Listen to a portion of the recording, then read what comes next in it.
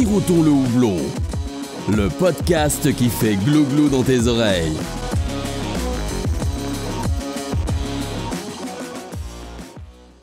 Salut à tous, c'est Alex du podcast Siroton le houblon. On se retrouve pour un 6e épisode, toujours en compagnie de Maxime Discobiri. Salut à tous. Et de Adrien de Bière et le Loup. Salut à tous. Et aujourd'hui, on est accompagné de Julien et de Mathurin de la cave la Biérothèque à Toulouse. Salut et bonjour. Voilà. Alors, on vous a aujourd'hui comme invité parce que le sujet du jour va tourner autour du métier de caviste. On va parler vraiment de ce qui concerne ce métier, de plein d'aspects de ce métier-là. Et voilà, donc si déjà vous voulez vous présenter rapidement pour les auditeurs. Du coup, moi je suis Julien. Du coup, moi je gère la Biérothèque et deux autres établissements. Un qui s'appelle Delirium Café, que tout le monde doit connaître au moins par le nom de la bière, et le Péri, qui est un établissement de quartier plus tourné sur le côté terrasse. Très bien. Et moi c'est Mathurin, je suis responsable de cave ici à la Biérothèque et brasseur de formation.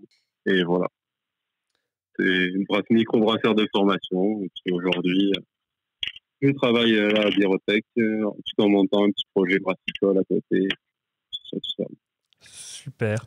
Et du coup, on va rentrer rapidement dans le vif du sujet. On va commencer, nous, avec la section news. Et juste avant de commencer à parler, je pense qu'on va s'ouvrir la bière que nous, on va boire pendant l'épisode. Je ne sais pas si vous avez quelque chose de prévu du côté de la Biérothèque, mais avec Maxime, déjà, on s'est mis d'accord pour être dans le thème, et on a la Fruitifaction, donc votre collab avec la débauche. Ok, pourquoi pas. Effectivement, c'est notre toute première bière qu'on a brassée effectivement avec nos copains d'Angoulême. Et nous, on ouvre une Blood Project New Image, pour le coup, un peu plus. On a pris quelques kilomètres là. Ouais. Mais c'est vraiment plutôt pas mal. Et Adrien, toi, je sais pas ce que t'as. Moi, j'ai pris une surette framboise de la brasserie Elixir. Donc, c'est assez aussi, léger, ouais. c'est fruité, c'est sympa. C'est estival. Allez, on va faire le traditionnel glou-glou dans le micro. Vas-y, à toi l'honneur.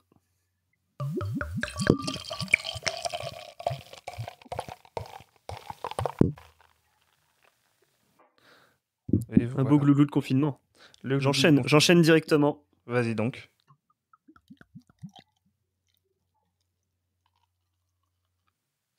Un petit peu plus timide. Ouais. Allez, j'enchaîne aussi. Allez.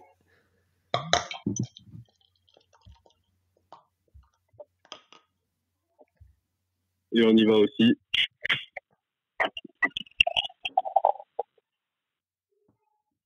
Et voilà. Superbe. Eh bien, à la vôtre. À la vôtre. Santé à tous. Est-ce que vous pouvez nous parler un petit peu de cette Fruitifaction, du coup, vu que c'est une bière de style saison qui est avec de la myrtille et de la groseille, c'est ça ? Exact. Du coup, celle-là, on avait seulement 4 mois d'ancienneté quand on a décidé de faire ça. Après, historiquement, on bossait déjà avec la débauche sur un autre établissement. Depuis un petit moment, à Toulouse, on était un peu précurseur sur cette brasserie, qui est pas très loin de chez nous, puisqu'elle est qu'à 3 heures.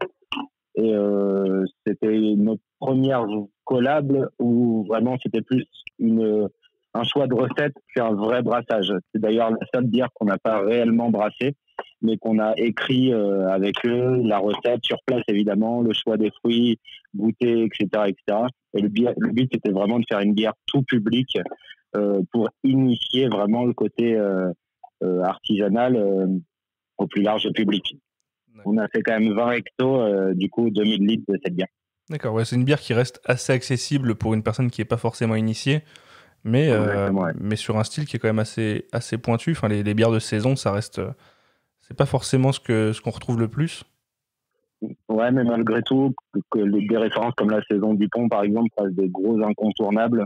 Et du coup, la levure de saison, c'est un produit, un goût que les gens ont presque l'habitude d'avoir. Donc, c'était quand même plus facile que de faire une Imperial Stout à la pistache, comme on a pu faire il y a peu de temps, quoi. Ouais, c'est sûr. Que j'ai bu avant-hier, d'ailleurs, l'Imperial Stout à la pistache. Très bonne découverte aussi, ouais. Ouais, j'ai trouvé la pistache un poil discrète, mais du coup, on a une surprise. On l'a rebrassé, on l'a pas rebrassé, on l'a mis en barrel edge avec 5 fois de plus de pistache en barrique 9 et avec un ajout de bourbon. Nous, on l'a goûté, on la reboira d'ailleurs dans l'interview. Et c'est vraiment vraiment génial. Et pour le coup, si t'aimes pas la pistache, faut pas la boire, mais si t'aimes la pistache, c'est vraiment au top, quoi. Ah bah, j'adore la pistache, donc moi je me jette là-dessus. On est tous d'accord que sur la première version, c'était timide sur la pistache, quoi. Ouais, c'est exactement la discussion qu'on avait eue avec Alex. Parce que du coup, moi je suis pas très très fan de pistache et je l'ai reçu aussi. Du coup, la pistache, je l'ai pas encore goûtée, mais il m'a dit qu'elle était timide. J'ai fait yes. Ouais, voilà. Mais je vous encourage à la goûter l'une à côté de l'autre. Du coup, la BA qui sort du coup la semaine prochaine et vous verrez la différence, elle est plus que costaud, quoi. Ah bah voilà, c'est une bonne idée du coup pour la. Je bois les deux en même temps. Ouais, c'est bien plus gourmand, c'est vraiment sympa. Bah voilà. C'est exactement ce que j'avais retiré moi de ma conclusion sur la dégustation que j'ai fait, c'est que c'était pas forcément un Imperial Stout très très gourmand, mais qui est très bien fait, très très équilibré, et j'avais vraiment beaucoup aimé. Ouais. Bon, bah, cool. La version barriquée est encore dans c'est pas non plus un gros dessert gâteau, mais c'est plus pistache, plus long aussi en longueur. C'est vraiment. Ouais, ça peut me plaire. On va voir quand ce sera bien en place, parce que pour l'instant, c'est très mais ça laisse entrevoir de très belles choses. Superbe. Ça me donne envie de tester aussi. En tout cas, là, la Fruitifaction, très, très bien aussi. Hein. C'est beaucoup plus. C'est un style totalement différent, beaucoup plus léger, mais. Ouais, Merci Groseille, ça marche bien. Ça marche bien. En pression surtout, mais en bouteille aussi un petit peu, ça a amené de l'acidité, qui a amené presque vers une petite sour, quoi. Du coup, c'était intéressant pour conseiller à quelqu'un qui n'aime pas du tout l'acidité ou qui ne pense pas aimer le style sour vers ce genre de style, quoi. Ouais, c'est vrai qu'on est un peu à mi-chemin entre les deux mondes, la sour et la saison, parce qu'on ressent quand même le caractère des levures de saison, mais c'est vrai que la myrtille, la groseille, ça apporte une petite acidité sympathique. Ouais, surtout la groseille pour le coup. Ouais. La myrtille va être un peu plus fruitée, arrondie, mais ouais, la groseille dans la bière, c'est génial. Avec les fruits bien acides, comme les petites grillettes. Bien équilibré en tout cas, entre justement le côté saison, sour et le côté fruité. Moi, j'aime beaucoup. Et la robe est très très belle aussi. Ouais. J'aime beaucoup. Belle robe bien rosée, ouais, c'est sympathique. Cool. Vous avez goûté les deux autres qu'on a pu à faire? Vous aviez goûté la Tropical Triple? Non, moi je l'ai pas goûté. Ah, moi je l'ai goûté celle-ci. J'avais bien aimé aussi.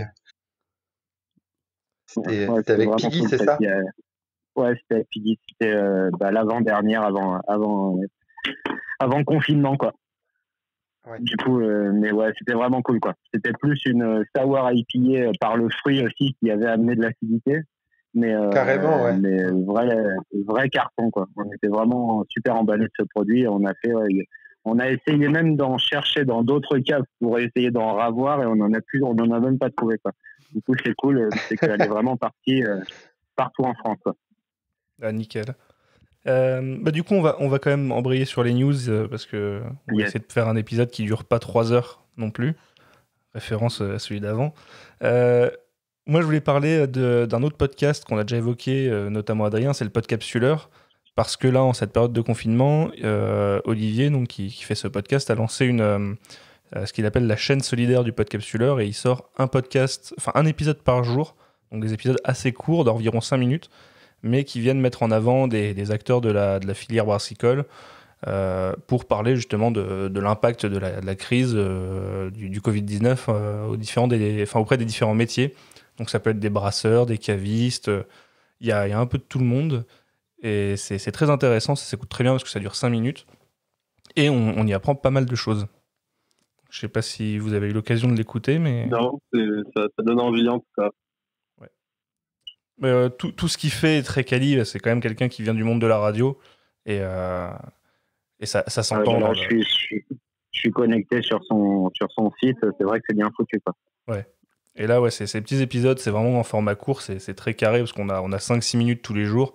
Et en format interview, c'est condensé et il y a plein de choses à en retenir. Ouais, c'est ça, mine de rien, c'est assez dense. En 5-10 minutes, il arrive à te balancer un nombre d'infos. C'est le format petit reportage radio, quoi. C'est ça, et t'es vraiment au courant de ce qui se passe, quoi. Tout à fait. Et ensuite, donc ça c'était la petite news sympathique. Et après, il y a le gros du sujet qui est ce dont on parle beaucoup en ce moment, qui est cette crise du Covid-19, sur comment ça impacte les différents corps de métier. Il y a pas mal d'articles qui sont sortis ces derniers jours et ces dernières semaines, notamment l'information de baisse du marché de la bière de 30 à 40%, donc ça c'est selon Cronenbourg. Ils ont évalué que le marché de la bière hors domicile, donc tout ce qui est bar, restaurant, hôtel et ainsi de suite, devrait reculer de 30 à 40% en France cette année dû au confinement. Ça c'est quelque chose qui se voit donc vraiment sur ces secteurs-là, parce que si on regarde le milieu des grandes surfaces, hypermarchés, les ventes ont plutôt augmenté de 6%. Donc est-ce que c'est quelque chose qui serait qui s'impacte aussi sur le milieu de la craft et des caves artisanales? Bien sûr, de toute façon, la vente sur place est quand même un facteur. Quand on ouvre un fût de 20 ou 30 litres, c'est pas tout à fait la même chose que de vendre 10 ou 15 bières en canette de 44, quoi. Donc forcément, les volumes s'amoindrissent et les consommateurs ont tendance à consommer différemment, je pense, quoi. On consomme beaucoup en pinte dans des établissements et très peu à la maison, quoi. Donc on boit moins, c'est peut-être tant mieux pour la santé, mais par contre ça a eu un impact évidemment sur le commerce, quoi. Oui, bien évidemment. C'est vrai que le côté des bières industrielles, c'est qu'on les consomme aussi énormément, on les trouve énormément dans les grandes surfaces, alors que la bière craft, c'est vrai que je pense que la consommation se fait majoritairement dans les débits de boissons. Ouais, c'est ça. La vente sur place est prioritaire, quoi.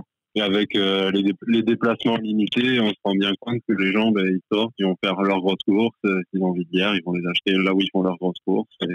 Et du coup, pas forcément privilégier les petits endroits où ils allaient chercher leur bière à ramener à la maison ou boire un coup à l'extérieur. Moi, je le vois énormément, en tout cas, dernièrement, sur par exemple, les groupes Facebook qui parlent de bière artisanale. Il y a plein de gens qui se remettent à boire dernièrement parce qu'ils arrivent à trouver dans leur grande surface du coin. Donc, ça retourne sur les chimets ou ce genre de bière qu'on peut trouver en grande surface. Ouais, je pense que Brewdog a bien dû progresser aussi en grande surface. Clairement, ouais. Ouais, c'est clair. Dans le même thème, il y a le site Beer Masterclass qui a fait un article très très développé qui se nomme « Le Covid-19 va-t-il tuer la scène craft ?» C'est très intéressant à lire parce que c'est vraiment très développé. L'article est très long. Il parle de plein d'aspects différents. Et notamment, il y a une intervention du président du SNBI, donc Jean-François Drouin, qui parle de la filière brassicole comme une des plus touchées par cette crise et qui évoque 80 à 90% de chiffre d'affaires pour les brasseries en l'occurrence.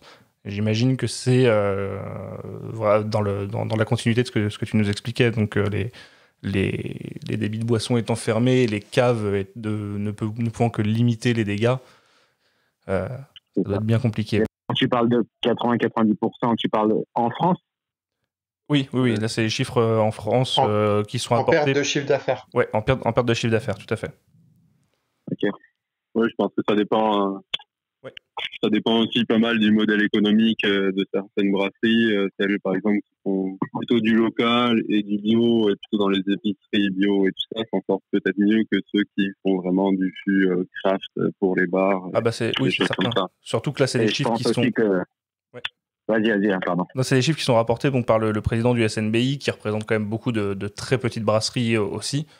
Donc c'est vrai qu'il y a beaucoup de petites brasseries, comme tu disais, qui sont à caractère très local, qui elles doivent être très très impactées. Ouais. Et après, au-delà de ça aussi, je pense qu'on exporte très peu la bière française, à contrario de nos amis anglais, où on raffole tous de leurs produits.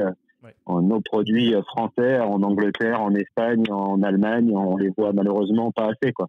C'est vrai. Donc forcément, quand nous on achète ailleurs, c'est pas pour ça que eux font la même chose, quoi. Ouais. Mais on a quand même de plus en plus de demandes de d'Allemands, de Belges pour des brasseries comme Iron, par exemple, qui commence à faire sa petite renommée à l'Europe, mais à moindre niveau, quoi. Ouais. On voit encore beaucoup de box Nothermonk un peu partout en France. On voit pas encore de box La Débauche partout en Angleterre, quoi. C'est vrai, mais je m'en étais étonné dans un épisode précédent. C'est vrai qu'on retrouve énormément de brasseries européennes sur, par exemple, les festivals à l'international hors dehors de la France. En Europe, on trouve sur les festivals, on va retrouver des brasseries anglaises, espagnoles, belges, néerlandaises, d'un peu toute l'Europe, et très très rarement des brasseries françaises, alors que c'est vrai qu'on commence à avoir quand même quelques grosses pointures en France, et pourtant on les retrouve très peu invitées sur les festivals étrangers. Ouais, c'est vrai. Ça va bouger, il faut que ça bouge. Ouais, ça serait bien que ça bouge, ouais, en effet. Toujours là, on parlait du coup de ces chiffres rapportés par le président du SNBI, donc on va continuer dans le même domaine, puisque le SNBI, donc le syndicat national des brasseurs indépendants, si je dis pas de bêtises, lance une campagne de communication auprès du grand public avec des objectifs principaux comme aider les brasseries indépendantes à retrouver leur chiffre d'affaires, développer l'intérêt du grand public pour la bière artisanale et locale, inviter les amateurs de bière à consommer local et français, et convier les amateurs de bière à aller rencontrer leurs brasseurs locaux. Et du coup, pour en arriver là, ils vont passer par la création d'une identité visuelle commune avec le slogan « Soutenons nos brasseurs indépendants ». Ils ont mis en place, on en avait parlé dans l'épisode précédent, une plateforme, un site internet avec une liste, une carte de France avec toutes les brasseries qu'ils représentent, qui permettent de voir quelles brasseries sont proches. Donc le site qui est solidaritébrasseur.fr. Et là, ils bossent aussi sur la réalisation de différents outils pour déployer cette campagne, que ça soit du goodies type sous-boc, affiches, stickers, ou même une application pour trouver les brasseries locales. En plus de ça, ils préparent pour septembre une collab nationale un peu à la façon de ce qu'a fait Other Half avec All Together. Ouais. Donc là, ils vont faire quelque chose à l'échelle française avec un brassin identique auprès de tout le monde et qui sera fait en septembre avec des houblons frais. Okay. Donc, je ne sais pas si vous avez un peu entendu parler de cette initiative. Moi, je l'ai découvert un peu sur les réseaux sociaux et en fait, je voulais en parler parce que je suis tombé sur un post Facebook sur la page de la brasserie Le Père la Mère qui s'indignait un petit peu de l'initiative alors qu'ils sont eux-mêmes adhérents à la SNBI. Voilà. Et en fait, pourquoi ils sont un peu indignés ? Parce que, alors déjà, il faut savoir que la campagne de financement participatif que veut lancer le SNBI, ce sera sur KissKissBankBank. Ils cherchent à collecter 25 000 euros. Et donc, quand on fait un don, il y a des formes de contrepartie, comme souvent avec ce système de financement. Et là, typiquement, si on fait un don de 50 euros, la contrepartie, c'est un bon d'achat valable dans les brasseries participantes, mais d'une valeur de 10 euros. Et en fait, quel que soit le montant de bon d'achat, de don qu'on va faire, on récupère un bon d'achat, mais qui est 5 fois moins valorisé que le don qu'on a fait. Et du coup, la question que se posait le Père la Mère, la brasserie Le Père la Mère, c'est où vont ces 40 euros de différence quand on fait un don de 50 euros ? En fait, ils viennent financer donc ce syndicat pour toute cette campagne justement et tout ce qu'il y a besoin de mettre en place. Mais la question elle est assez intéressante parce que est-ce qu'il ne faudrait pas mieux financer directement ces brasseries qui, comme on le disait tout à l'heure, non je l'ai peut-être pas évoqué, mais il y a aussi cette news qui circule comme quoi on serait prêt à jeter près de 10 millions de litres de bière en France à cause du confinement, donc ça sera majoritairement du fût, de ce que j'ai compris, mais les brasseurs ont quand même pas mal de stocks qu'ils n'ont pas pu écouler de manière normale. Ouais. Est-ce que ce serait pas mieux de... Aujourd'hui, on a une brasserie à côté de chez nous qui a fait une vidéo justement qui vidait ses tanks dans les siphons, quoi. Ah du coup, c'est pas que des fûts, malheureusement, qui vont se vider, quoi. Ouais. Donc du coup, ouais, voilà. Il y a aussi toutes les micro-brasseries qui vendent sur place, quoi. Ouais, c'est vrai. Et donc, ouais, il y a cette question de est-ce que orienter le client directement chez les brasseurs pour que ces brasseurs puissent vendre leur stock, alors que ce soit au client en direct ou par la suite, après la reprise, à des cavistes ou je ne sais qui, mais qu'on trouve un moyen de faire circuler ces stocks plutôt que de financer, que de mettre 80% du financement dans une campagne de communication. C'est C'est vrai que la question se pose d'autant plus que, comme le souligne ce post Facebook de le père Lamère, la campagne se nomme « Soutenons nos brasseurs indépendants », alors que les fonds ne reviennent pas vraiment aux brasseurs. Oui, bien sûr. Donc, je pense qu'il y a une petite erreur de communication là, parce que ça a mal été amené. Et c'est vrai que quand on voit 50 € pour faire un don et qu'il y a seulement 10 € qui revient au brasseur en affiché comme ça, on se dit mais quel est l'intérêt et pourquoi pas aller dépenser ces 50 € directement chez mon brasseur. Mais c'est comme ce qu'il a écrit sur son post, le père Lamère, en conseillant d'aller tout simplement aux gens d'aller acheter des bières aux brasseries, quoi. Ouais. Et de dire bon bah allez dépenser directement vos sous en achetant des bières, quoi. Tout à fait.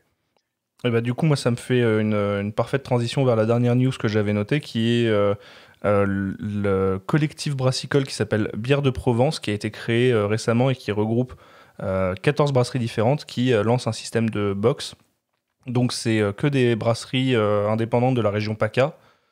Et dans leur box, c'est une box qui contient 24 bières qui proviennent de ces 14 brasseries différentes pour un prix de 60 €, et donc qui sont soit à livrer à domicile pour les habitants de la région PACA, soit en retrait en drive dans les brasseries participantes. Et donc là, il y a une liste de 14 brasseries participantes qui sont que des brasseries locales. Et voilà, ça c'est le genre d'actions qui ont été mis en place. On en a parlé déjà dans les 2 épisodes précédents, voire même 3 épisodes précédents, si je dis pas de bêtises. Toutes ces actions qui ont été mises en place par les différentes brasseries, par les cavistes, pour continuer à faire vivre un peu cette filière malgré la situation. Et ça, c'est génial, ça. Bah oui, là au moins... c'est vraiment le genre de choses qu'il faut faire, de se lier localement pour être plus fort, pour avoir une vraie proposition alléchante, plus que une campagne du SNBI, même si voilà, ça servirait, mais bon, c'est vrai que la contrepartie, là pour 60 €, on a 24 bières, on découvre des brasseries, c'est plus alléchant, on va dire. Clairement, bah moi typiquement, c'est sûr que là, je préfère soit aller directement dans ma brasserie locale et acheter pour 50-60 € de bières qui reviendront directement au brasseur, ou faire des commandes dans des caves en achetant des bières françaises. Au moins, je fais vivre la cave en même temps, et cette cave, elle, passe commande à ces entreprises françaises derrière. Donc là, on redistribue un petit peu plus les finances, on va dire, mais au moins on sait dans quelle poche ça tombe. Oui, en plus. Et en plus, il y a beaucoup de découvertes. Là, moi, si je pouvais acheter ces 24 bières pour 60 €, je le ferais avec plaisir. Et en étant dans le métier, je connais malheureusement aucune des brasseries qui est sur la liste, quoi. Ah si, je connais Sulose, évidemment. Mais le reste, ça me ferait que découvrir de nouvelles brasseries et peut-être justement d'avoir envie d'aller plus loin avec eux, quoi. Clairement, là, en fait, on est sur quand même pas mal, je pense, de petites brasseries locales, des brasseries de village, par exemple. Moi, dans la liste, c'est vrai que j'en connais pas énormément, et je connaissais la brasserie artisanale de Serponçon parce que j'ai une amie qui vivait juste à côté et qui me faisait découvrir leur bière. C'est typiquement une brasserie de petit village de montagne qui fait des bières bien sympas. C'est pas chez eux qu'on va trouver une bière très atypique à la manière de Iron, par exemple, mais ça reste des très bons produits et très intéressants à découvrir. Et je pense que une grosse partie des brasseries de cette liste-là sont du même acabit. Ouais, clairement. Moi, c'est ce que j'avais noté pour mes news. Je sais pas si Adrien, Maxime, vous avez des choses à ajouter. Pas spécialement. Pas spécialement, non. On a fait le tour déjà, je pense. Du coup, ça veut dire qu'on peut rentrer dans le cœur du sujet, qui est donc le thème du jour, le métier de caviste en bière. Et pour ça, du coup, nous, on a préparé une série de questions un peu façon interview, mais on va essayer d'être quand même le plus naturel possible dans nos échanges. Et on vous remercie du coup de vouloir participer à cet épisode. Déjà, moi, pourquoi j'ai contacté la Biérothèque ? Alors, vous êtes une cave que j'ai découvert assez récemment, forcément, n'étant pas du coin de la région de Toulouse. C'est peut-être 6 mois, on va dire, que je connais la brasserie, la cave, pardon. Mais je vous ai découvert parce que vous avez à la fois une forte activité, je trouve, sur les réseaux sociaux, et en plus de ça, une très forte réputation auprès des beer geeks toulousains. Vous avez fait énormément d'événements avec par exemple des TTO ou des releases qui étaient avec des brasseries très sympas. Vous avez une sélection qui a l'air d'être hallucinante, rien qu'à voir votre webshop.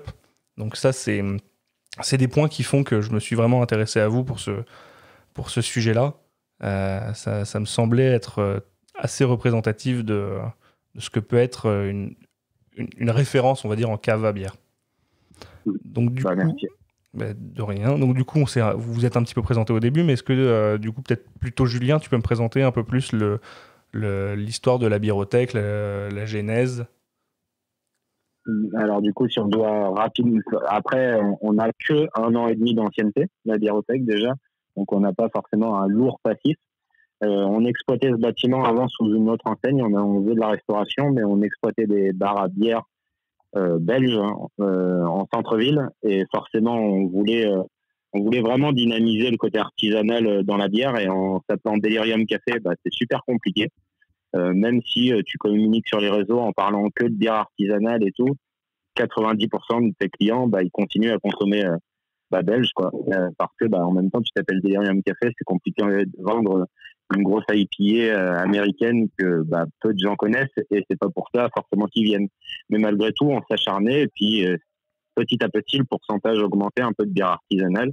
Et on avait ce bâtiment en périphérie toulousaine où on s'est dit, si on veut y aller, on va y aller vraiment, et on va s'appeler la biérothèque, et on va faire un truc quasi full artisanal, quasi, parce qu'on a 90% qui est artisanal, et après on a 10% de grosses références belges, parce que il faut aussi du tout public, et qu'on reste un bar tout public. On veut populariser la bière artisanale, et ça va avec des tremplins. On peut pas passer d'une chouffe à une grosse Imperial Stout à la betterave de chez Iron sans transition. Et du coup, on y allait par palier, quoi. Et c'est comme ça qu'on a transformé le bâtiment en janvier 2019. Et au début, on était 3 à travailler là-dedans. On s'est dit, on verra bien. Le lundi, j'étais tout seul, le lundi soir. Et puis, rapidement, c'était pas tenable, quoi. Donc, on est passé à 4, puis à 5, puis à 6, puis à 7, puis à 8, puis à 9. Puis finalement, maintenant, on est 14 à travailler ici. Ah oui, c'est déjà assez conséquent, bien sûr. Ouais, mais bon, après, on fait pas que de la cave, quoi. On fait beaucoup de restauration, et beaucoup aussi de bars purs, quoi. Donc, ça reste un établissement où la vie est d'abord présente. Notre vente à emporter s'est développée évidemment avec le site marchand. On travaillait la vente à emporter entre 10 et 20% avant seulement. D'accord. Donc forcément, c'était un levier de chiffre d'affaires, mais c'était pas notre source de revenus numéro 1. Et c'est pas non plus notre identité. Notre identité, c'est vraiment un lieu de vie, comme tu l'as dit juste avant, avec des événements comme des PTO, des quiz, ce genre de choses qui se passent sur place, qu'on a essayé d'adapter avec des quiz qu'on fait maintenant sur Instagram ou ce genre de choses. Ouais. Mais avant tout, et dès que ça va pouvoir réouvrir, on va se concentrer surtout sur les lieux physiques, quoi. Mais voilà un peu d'où on vient, quoi. Et du coup, on a 11 tirages pression. Au début, on en avait 6 artisanales, 5 industriels, et puis petit à petit, il n'y avait plus besoin d'industriels, et aujourd'hui, on est en full artisanal en pression, quoi. Super. Du coup, voilà. la partie un peu activité tierce, donc autre que caviste, on a prévu de les évoquer, mais peut-être un petit peu plus tard dans l'épisode. Ouais, bien sûr. Ouais, juste pour faire une petite synthèse, quoi. Ouais, nickel. Du coup, on y reviendra plus tard parce que ça a l'air très intéressant. Et du coup, comment, c'est valable aussi bien pour toi, Julien, que Mathurin, c'est comment vous êtes tombés dans le milieu de la bière tous les deux, et plus particulièrement dans la craft? Moi, c'est assez bizarre. Je pensais ne pas aimer la bière jusqu'à il y a 2 ans et demi. Parce que j'avais jamais bu autre chose que de la Grim, de la CS, ce genre de trucs, et je trouvais ça mais vraiment pas bon, quoi. Même en festival, je préférais ne pas boire que de boire ce genre de choses, quoi. Donc vraiment, je me suis dit c'est pas fait pour moi ce type de boisson, et j'ai rencontré un caviste qui travaillait avec moi tout au début où j'ai commencé, et il m'a fait boire une abbaye Saint-Bon-Chien, qui est quand même un antipode de la bière, mais malgré tout j'ai pris une de ces claques, et je me suis dit, mais finalement, il y a des trucs qui ont du goût déjà, et qui m'ont donné envie d'aller beaucoup plus loin. Et aujourd'hui, je suis devenu plus qu'accro à découvrir de nouveaux produits, de nouveaux styles, prendre des risques, à commander des brasseries qu'on n'a jamais entendu parler avant, etc. etc. Du coup, tu es un petit peu à l'opposé de ce que tu décrivais juste avant. Toi, tu es passé directement de j'aime pas la bière parce que je ne connais que la Grim à je prends une claque avec c'est un bon chien. Ouais, moi, j'ai jamais eu de transition avec de la Brewdog ou quoi que ce soit, quoi. Mais vraiment, même Brewdog, j'avais goûté avant et j'aimais pas, quoi. Je n'aimais pas l'amertume, pas le sucre, pas tout ça. Je sais pas. C'est assez atypique comme démarrage, mais c'était effectivement en trombe, quoi. C'était direct avec de la Saint-Bonche à 10 degrés. Ça n'avait pas de transition, vraiment pas. Il y a pire pour commencer. Ouais, clairement. Ouais. Et du coup, Mathurin? Ouais. Du coup, voilà, moi, ça fait un peu plus longtemps, ça fait une douzaine d'années que j'ai franchi la porte du 1001 bières à Toulouse, une des premières caves à bière, voire peut-être la première à l'époque. Et puis voilà, direct tombé sur des trucs qui m'ont bien plu, qui m'ont donné envie d'aller beaucoup plus loin. Mais petit à petit, au final, j'ai goûté pendant ces 12 années pas mal de choses dès que ça arrivait.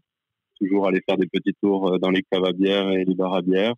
Et puis après, j'ai habité 8 ans en Belgique et à Bruxelles. Donc là, c'est un peu la claque aussi parce que c'est un autre pays avec une autre culture, avec des produits qui sont aussi beaucoup plus accessibles, on va dire, sur des choses très très bien faites. Enfin, je pense à la brasserie de la Seine, c'est pendant 8 ans un gros coup de cœur, quoi. Parce que à la brasserie, il faut imaginer, c'est entre 35 et 50 euros la caisse de 24 sur des trucs des fois barriqués, enfin des choses comme ça. Donc voilà. Et puis après, je trouvais une formation de micro-brasseur en cours du soir, et puis là, c'est fini, c'est parti. J'étais dans le truc, quoi. Et impossible de s'arrêter une fois qu'on a commencé à brasser, et goûter les choses qu'on crée, les comparer avec ce qu'on boit, et plein de choses comme ça. Et puis après, retour sur Toulouse, et trouver ce petit boulot fort sympathique à la biérothèque. C'est vraiment un vrai plaisir de pouvoir bosser avec une qualité de cave comme ça, au niveau des références qu'on peut avoir. Et voilà. Donc pour l'instant, c'est très bien comme ça. Et vive la craft, quoi. Ah, ça, c'est clair que travailler dans la craft, je pense que on est plusieurs à en rêver ici. Hein. Ouais, c'est clair. Après, c'est pas que des avantages, malheureusement. Ah non, mais je veux bien croire. J'ai bossé dans un métier passion juste avant, et c'est vrai que c'est un peu à double tranchant, mais je serais pas contre tenter l'expérience avec la craft, un de ces quatre. Hein. Il y a que comme ça qui sera. Ouais. Du coup, comment on en vient à ouvrir sa propre cave à bière ? Du coup, je l'avais synthétisé un petit peu avant, mais c'était vraiment ce côté où on aimait vraiment boire. Au-delà de ça, évidemment, on a tous besoin d'avoir un métier qui nous rémunère. Hein. Il n'y a pas débat, on ne fait pas des métiers de bénévoles, quoi. Donc, le but, c'était de pouvoir allier, évidemment, une passion, parce que c'était devenu une vraie passion après plus d'un an à exploiter un bar qui était du coup le Delirium Café, et où on vendait 90-95% de bière belge et 5% de bière artisanale, quoi. Et on se disait, mais comment faire pour pouvoir dynamiser ces 5% qui sont fabuleux, quoi. Et sans connaître, les gens ont toujours du mal à mettre 6, 7, 8 euros dans une pinte d'un produit qu'ils ne connaissent pas, quoi. Donc on fait goûter, on y va progressivement, et puis on se rend compte que c'est pas forcément le lieu pour. Et du coup, pour y aller à fond, on ouvre un lieu qui est dédié à ça, et avec un univers qui est tout autour de ça. Donc les gens n'ont presque pas le choix. Donc tu es dans une proximité avec les gens qui fait que tu fais découvrir chaque jour quelque chose de nouveau, et finalement ça match, quoi. Tu disais tout à l'heure qu'au début, dans la cave, vous aviez à peu près moitié de bec pour de la craft et moitié de bec pour l'industriel. Il y avait une différence, on va dire, tarifaire entre une pinte de craft et une pinte d'industriel, on va dire sur un style similaire. Et bizarrement, souvent, l'industriel est plus cher, hein, parce que quand tu sais les prix au litre de ces industriels, tu es plus cher avec de la chauffe, de la triple carbonite, tout genre de produits, parce que eux, dans leur système, tout est plus cher, quoi. Donc non, c'était pas le problème du prix, hein, forcément. C'était plus le problème de devoir quand même, malgré tout, dépenser psychologiquement, de ne pas connaître ce que tu vas boire. Pour beaucoup de gens, c'est compliqué. Ouais. Un beer geek, il a envie toujours de nouveautés. Et c'est aussi un autre problème, ça. Mais parce que des références qui devraient être plus populaires et qui devraient être des références fidèles chez Popin, il y a la Icona, quoi, en brasserie, en bière annuelle. C'est quasiment la seule. C'est peut-être la seule. Ouais. C'est quand même, pour beaucoup de brasseries, ils sont devenus dépendants à cette dépendance de rotation. Mais pour une triple carmélite, une chauffe, une délirium, etc., c'est un produit qui est toute l'année. Le mec, il sait qu'il va boire sa bière à 8 degrés, il connaît le goût. C'est une Coca-Cola de la bière, quoi. Mais c'est vraiment le truc facile. Du coup, c'était pas forcément le prix, le problème, c'était plus le fait de ne pas connaître. Et c'est encore un problème pour pouvoir augmenter ce pourcentage, c'est de libérer un peu tout ça et de populariser les brasseries françaises ou autres pour pouvoir faciliter les commandes. Ouais, c'est vrai que là, on est sur deux modes de consommation complètement différents entre le beer geek et le buveur de bière lambda, on va dire. Oui et non, parce qu'à la finale, ça reste sur une table. C'est ce qui fait aussi notre force aujourd'hui. C'est sur une table de 10, 12, t'en as peut-être 8 qui vont boire des trucs improbables de partout, et puis t'en as 4 au milieu qui vont avoir envie de mettre de la limonade et de la pêche ou ce genre de choses dans leur bière. Mais finalement, ils consomment de la même manière parce qu'ils sont entre amis, ils sont là pour l'ambiance, pour se retrouver entre eux, pour passer du temps ensemble. Et puis finalement boire de la bière au milieu pour profiter les uns des autres. On a peu de clients qui viennent seuls pour eux, pour la nouveauté. On en a, mais ça reste plus un lieu convivial et de réunion qu'un lieu de nouveauté permanente. D'accord. Mais je pense qu'on reviendra dessus un petit peu plus tard avec les autres activités justement, mais là je voulais embrayer sur un autre sujet qui est le business d'une cave à bière. Comment on en vient à monter une cave à bière? Qu'est-ce que ça implique? Parce que j'ai eu pas mal de questions de mes followers sur Instagram à ce sujet-là, quand j'ai demandé quelles questions ils se posaient sur le métier de caviste. Notamment, il y en a une qui m'a un peu fait rire, mais on ne sait jamais, ça peut être intéressant. Est-ce qu'il y a un parcours particulier à faire pour lancer sa cave? Est-ce qu'il y a des études ou une formation qui est plus intéressante que l'autre? Oui et non. Après, tout dépend de tellement de facteurs. Si tu ouvres une cave de 40 mètres carrés ou de 400 mètres carrés, si tu es en centre-ville ou si tu es en périphérie, si tu as un parking ou si tu n'en as pas. Après, si tu comptes travailler seul ou pas, il y a tellement de choses à prendre en considération que c'est super compliqué à répondre à cette question parce que finalement, si tu n'as pas fait de parcours particulier, il y a aucune obligation de toute manière d'avoir fait un parcours particulier, mais tu vas avoir besoin de cohérence avec tes clients, de compétences auprès d'eux, et du coup, ça va être aussi avec les gens qui vont t'entourer, l'équipe que tu auras, qui pourra avoir des compétences que toi, tu n'as pas, mais qui vont te permettre de grandir avec eux et de faire grandir ton établissement. Mais admettons, moi, demain, je veux lancer ma cave à bière. Vers qui je peux me tourner comme ça pour avoir des infos sur justement savoir un petit peu les formations qu'il faut suivre? Alors là, en termes de formation en France, c'est sacrément limité pour tout ce qui est bière artisanale. Il y a des formations de cavistes de vin avec des options bière, ça je suis au courant. Après, je crois pas que ça existe des formations cavistes de bière. Ouais. Vraiment, ou peut-être des choses de 3-4 jours, une semaine. Après, tu as quelques oenologues ou zytologues en France ou en Suisse qui sont connus dans le milieu geek, qui font ce type de prestations. Mais bon, ça restera une formation que tu auras sur une journée ou deux, qui vont te développer ta compétence immédiatement. Mais après, c'est très subjectif le goût. Il y a plein de choses à prendre en considération. Et je pense que la meilleure des formations, c'est de lire, s'intéresser, de se cultiver un peu en autonomie, quoi. De pas suivre un parcours tout tracé. T'as pas un master caviste de bière, quoi. Il y a peut-être quand même quelques bases à avoir, par exemple des connaissances, je sais pas, en compta ou ce genre de choses, mais qui sont des trucs communs à toutes les gestions d'entreprise.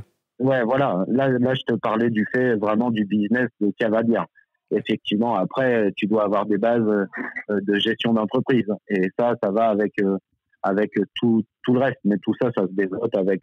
là, effectivement, tu as plein de secteurs qui peuvent t'aider. Tu peux aussi... je pense quand même qu'il faut quand même avoir un petit peu d'ancienneté sur des métiers à responsabilité pour pouvoir avoir un peu touché à tout, pour pouvoir être un peu autonome. Mais après, la meilleure chose de toute manière pour le savoir, c'est d'essayer. Hein. Il n'y a rien de mieux que la pratique pour se lancer, quoi.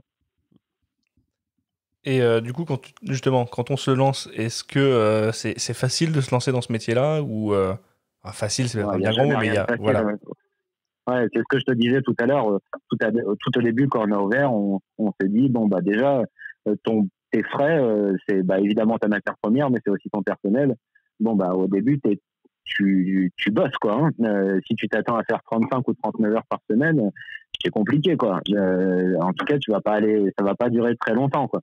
Donc forcément, tu découvres aussi chaque jour comment va être demain. Le début de tout business, de toute manière, c'est un peu de l'inconnu. T'as aucune idée. Demain, tu peux faire tous les prévisionnels du monde. Tu sais pas si demain tu feras 100, 200, 500, 600, t'en sais rien. Sauf que pour gérer ton entreprise, tu as besoin de savoir combien tu vas faire. Donc c'est compliqué. Ça reste la première année de la pure découverte. Et tout ce que tu peux essayer de faire ne peut être que bénéfique parce qu'elle permettra soit de le refaire et de le refaire mieux, soit de plus le refaire, quoi. Et du coup, de te développer, de gérer des pourcentages, des ratios. Si tu gagnes 100, tu dépenses tant dans tes hommes, tant dans tes produits, tant dans ton électricité, ton loyer, etc., etc. Mais ça, malheureusement, reste un risque qui n'est pas quantifiable au départ, quoi. Oui, bien sûr. Parce que justement, du coup, est-ce que le métier de caviste, est-ce que ça reste un métier, on va dire, passion, ou est-ce que c'est quand même un métier qui peut permettre d'avoir une activité qui tourne convenablement et d'en vivre confortablement, on va dire? Tu peux vivre de ta passion. Et je pense qu'il faut vivre de sa passion, même si ça peut paraître assez bizarre de dire ça comme ça, mais c'est presque important. Mais oui, ça reste un business où tu dois pouvoir te payer les salariés et en même temps prendre plaisir avec tes clients, avec tes produits, avec ton établissement. C'est indispensable pour de toute manière fonctionner, c'est d'être passionné.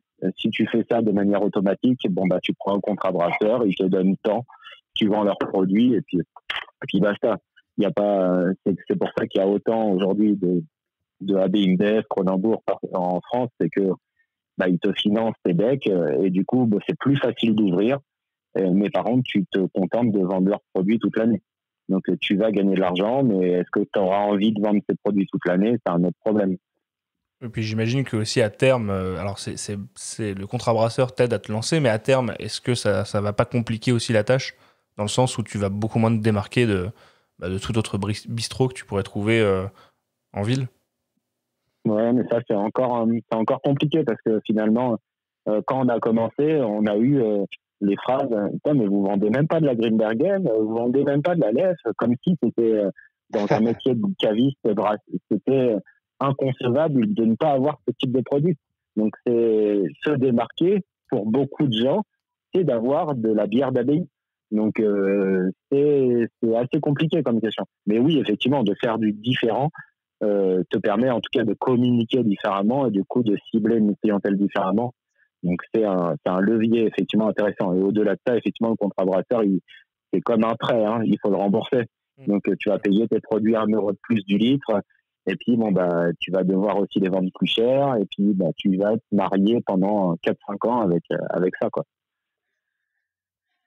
La question que je me posais ensuite, c'est alors c'est un petit peu particulier d'en parler avec les circonstances de la crise du Covid, mais le milieu de la bière artisanale en France, est-ce que ça reste quelque chose qui est encore en croissance, ou tu penses que c'est un marché qui arrive à maturité? Non, on est encore tout bébé, hein. On a encore vraiment de très très très belles années devant nous. Personne ne peut dire en France, je pense, la bière artisanale c'est mort. Au contraire, on le voit avec tu en as parlé tout à l'heure, Metairon, qui arrive à sortir des bières à la betterave, à la passion, ce genre de choses. Il y a 10 ans, pour arriver à les vendre, je pense que c'était challenge. Maintenant, on s'arrache tous ce type de produit hyper novateur avec une expérience qui est complètement différente. Donc non, je pense vraiment qu'on a encore de très belles années pour l'artisanal devant nous. Et effectivement, la période permet pas de se projeter à un instant T, mais par contre, on doit tous rebondir et rebondir avec de meilleurs projets, quoi. Mais du coup, le fait. Alors, actuellement, c'est vrai qu'on a encore beaucoup de place pour le marché de la bière artisanale en France. Il y a clairement de la place pour évoluer.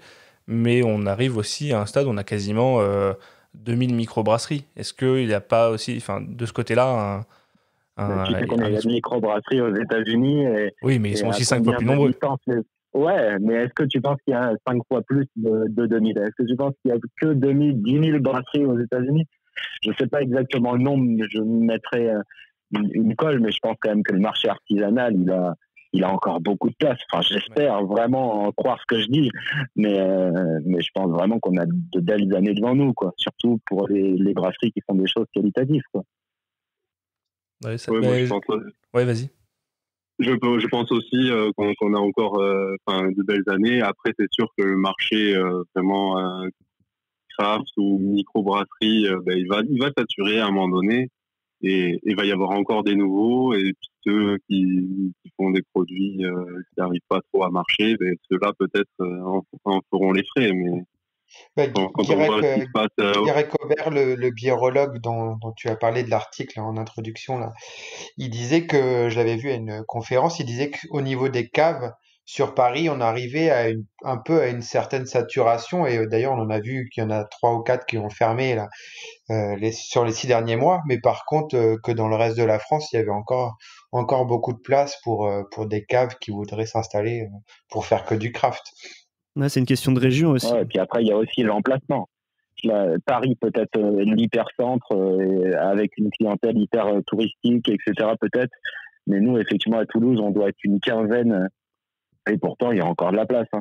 On est tous les uns des autres. Enfin, on est tous confrères et pas concurrents du tout. On a tous vraiment on peut encore en ouvrir une bonne dizaine à Toulouse. Ça travaillera. Tout le monde travaillera. Mais à condition, évidemment, d'avoir les bons produits, les bons prix, le bon service. C'est pas que ce qu'il y a dans ton verre qui est important, même si, évidemment, c'est le cœur du sujet. Mais si tu sais pas le vendre ou si tu es insultant ou désagréable avec tes clients, c'est compliqué de leur donner envie de revenir et de reboire quelque chose d'artisanal, quoi. C'est sûr. Moi, je vais juste te faire une petite aparté. Tu parlais justement de la facilité qu'on peut avoir maintenant par rapport à il y a 10 ans à vendre des bières comme une bière à la betterave de Chiron. Moi, j'en profitais parce que j'ai fini ma Fruitifaction qui était trop facile à boire. Donc du coup, je vais m'ouvrir une petite deuxième bière. Et là, je pars sur une canette de chez Northern Monk. Et dans le style un peu loufoque, on est plutôt bien placé. C'est une porter peanut butter and jelly. Donc beurre de cacahuète et confiture de, je sais pas, ça doit être marqué quelque part dessus, de raisin. Donc voilà. Ça régale-toi bien. Ouais, voilà. Donc là, c'est pareil, on est un peu dans les styles un peu loufoques. Hein. Hop. Je vais refaire le glouglou, évidemment. Évidemment.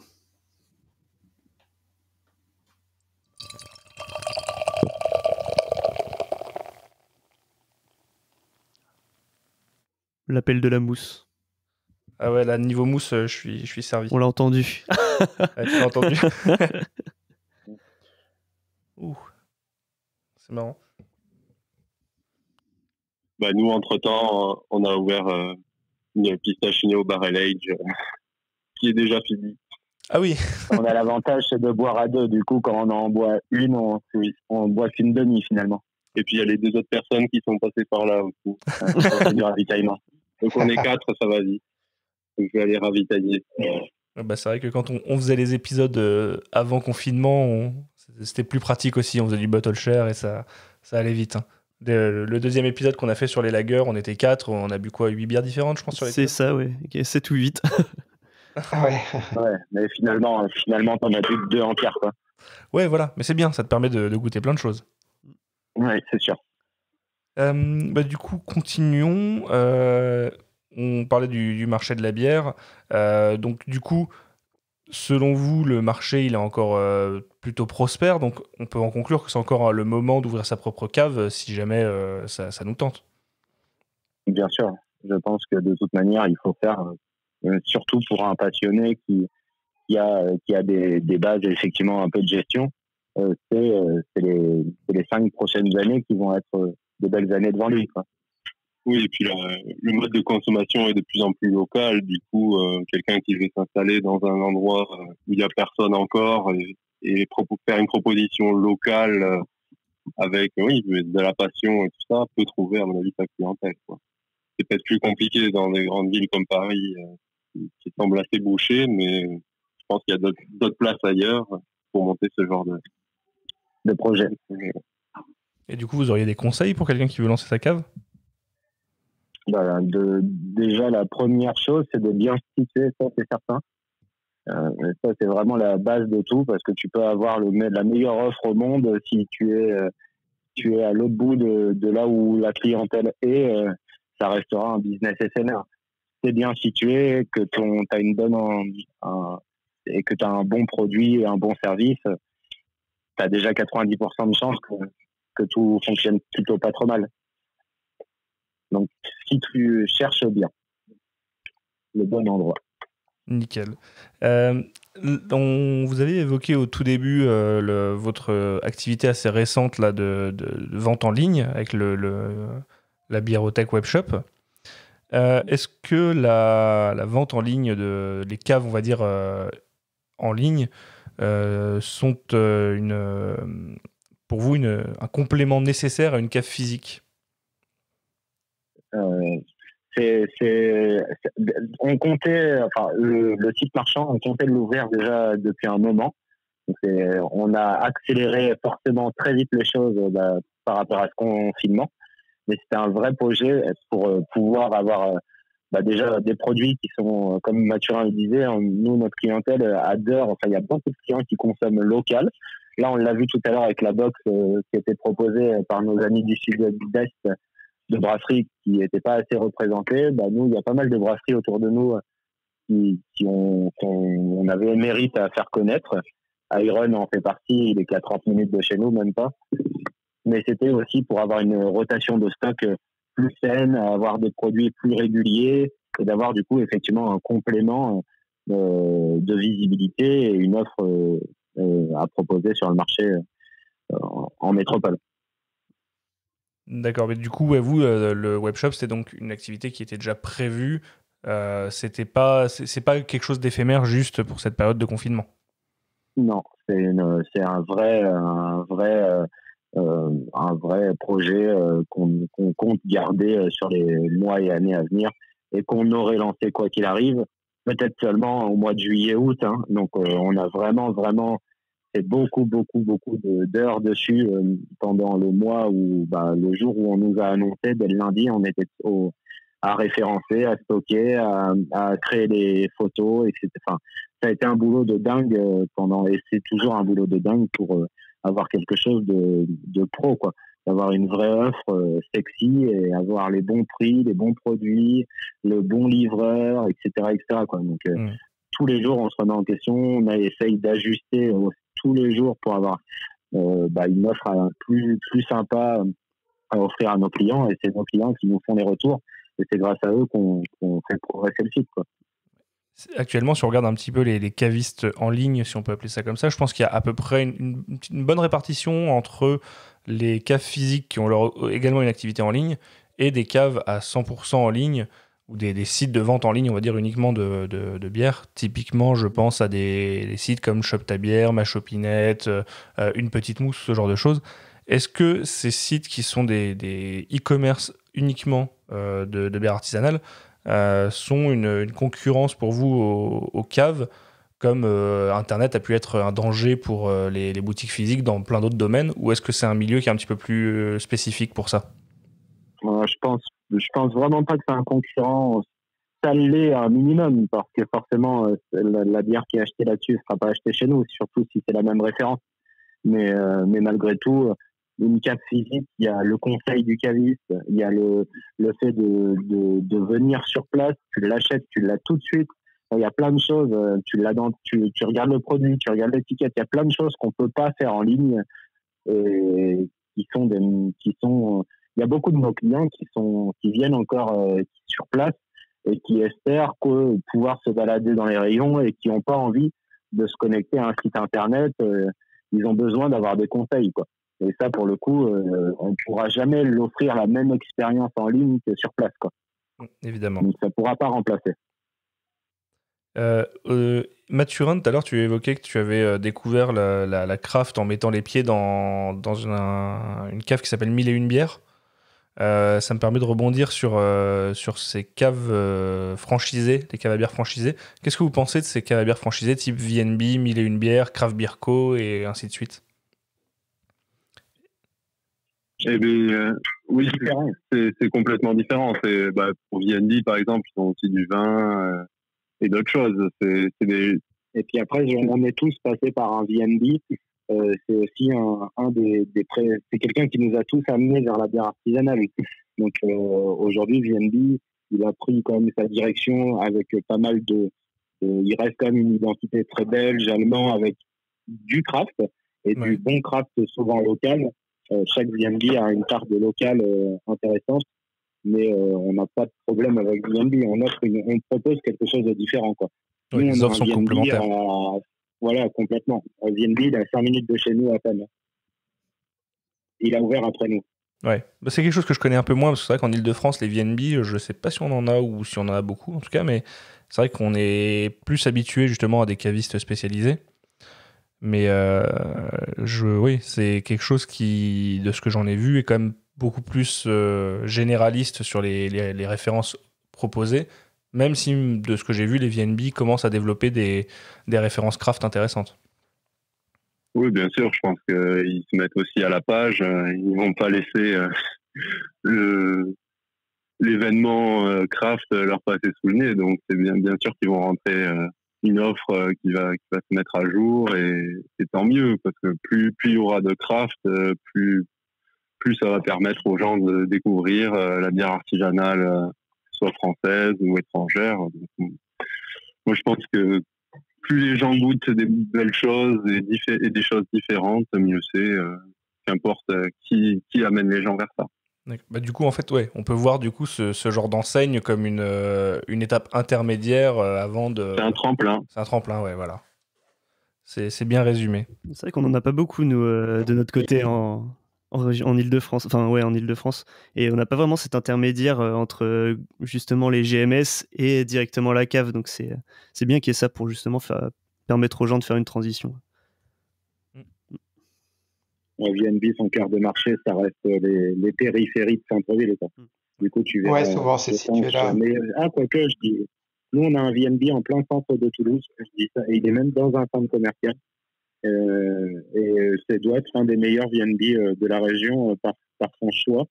Et je pense que beaucoup de gens font les courses et finissent par le VNB pour finir leur panier, quoi. Donc, c'est intéressant aussi de faire ça.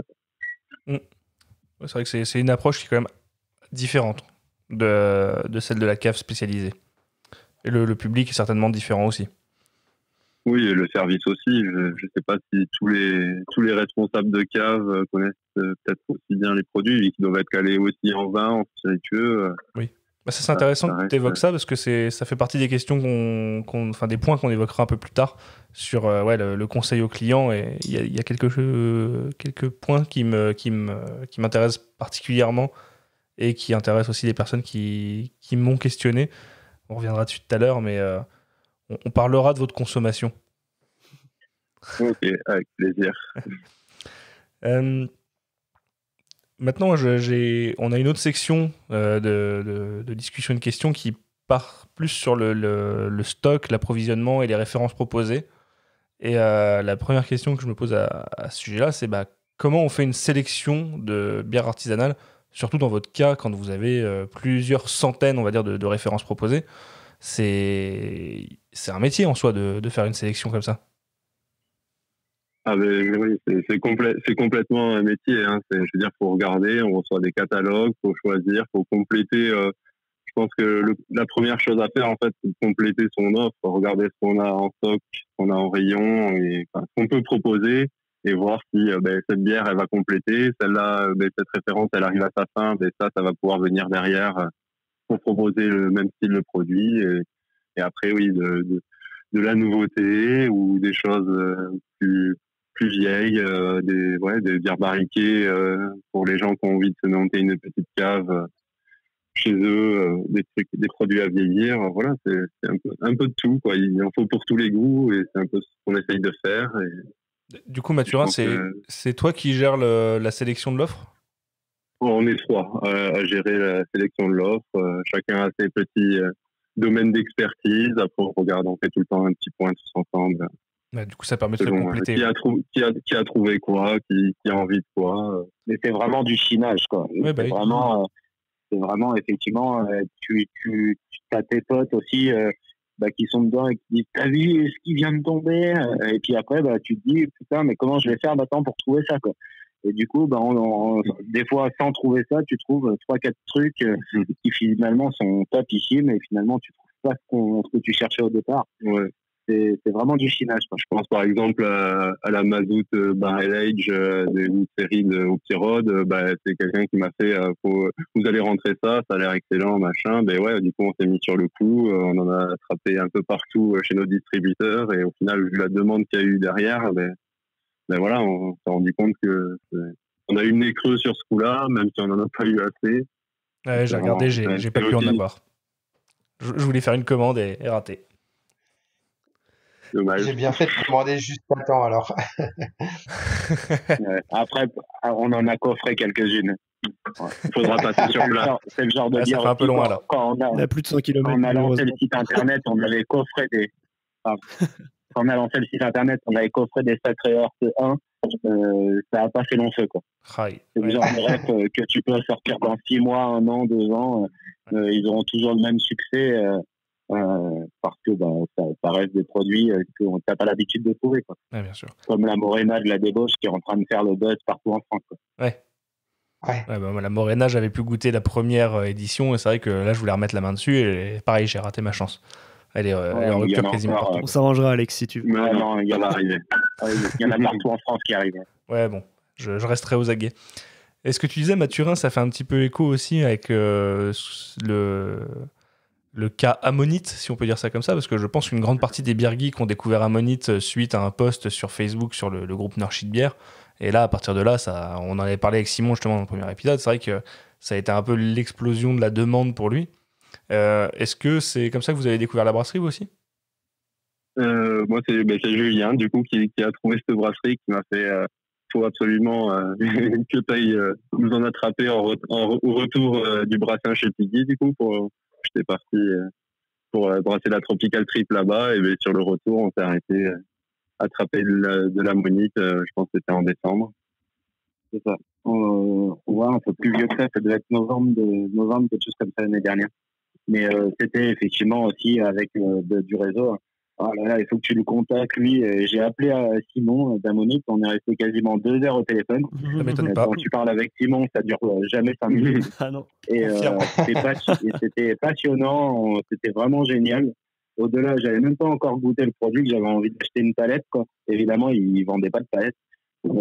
Et du coup, effectivement, on allait faire notre collab chez Piggy, et on en a profité pour aller faire une escale chez lui, chez BFM et chez Montalève en même temps.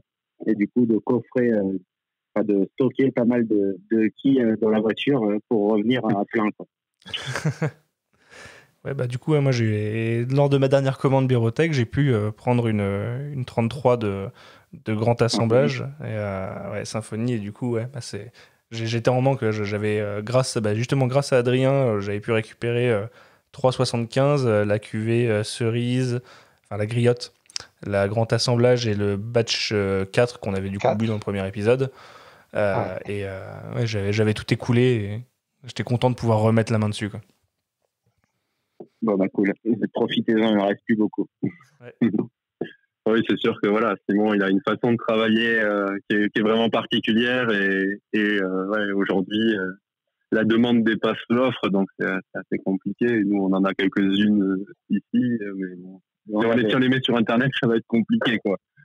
Ouais, ça va partir en 2 minutes et c'est pas le but, quoi. Le but, c'est aussi d'avoir un vrai conseil autour et de pouvoir présenter le produit et pas faire de c'est pour ça que vous avez certaines références que vous mettez pas en vente sur votre site. C'est pour justement avoir ce conseil. C'est vraiment quelque chose qu'on a vu avec Simon. Déjà, le fait d'avoir limité à une par personne, c'était vraiment pour diffuser le maximum le produit partout en France, parce qu'il y a plein d'endroits en France où c'est compliqué autrement que par Internet d'avoir des produits. Et on était tombé d'accord aussi sur le fait, il a dû vous expliquer tout ça, mais c'est un système d'allocataires pour avoir ces produits. Et du coup, on représente du coup la ville de Toulouse. Et du coup, de l'Occitanie Grand Ouest, en gros, on est son distributeur officiel ou revendeur, mais pour une partie de la France, en fait. Et du coup, le but est d'effectivement vendre ces produits à notre clientèle locale. Donc, d'avoir des produits que vous trouverez à Paris ou dans d'autres villes de France, par le fait qu'il y aura des allocataires dans ces villes-là qui diffuseront le produit. C'est pas nous qui ne voulons pas vendre le produit, même si évidemment on aime bien les avoir près de nous, ces bouteilles. C'est surtout un accord qu'on a eu avec Simon de ne vendre que la Symphonie via le webshop. D'accord. Ouais, mais du coup, oui, en même temps, vu la rareté de ces produits, c'est assez logique. Et on a fait un TTO avec lui 2 jours avant, quoi. 2 jours avant le confinement, on était en TTO, 3 jours avant, on était en TTO avec lui à Iron.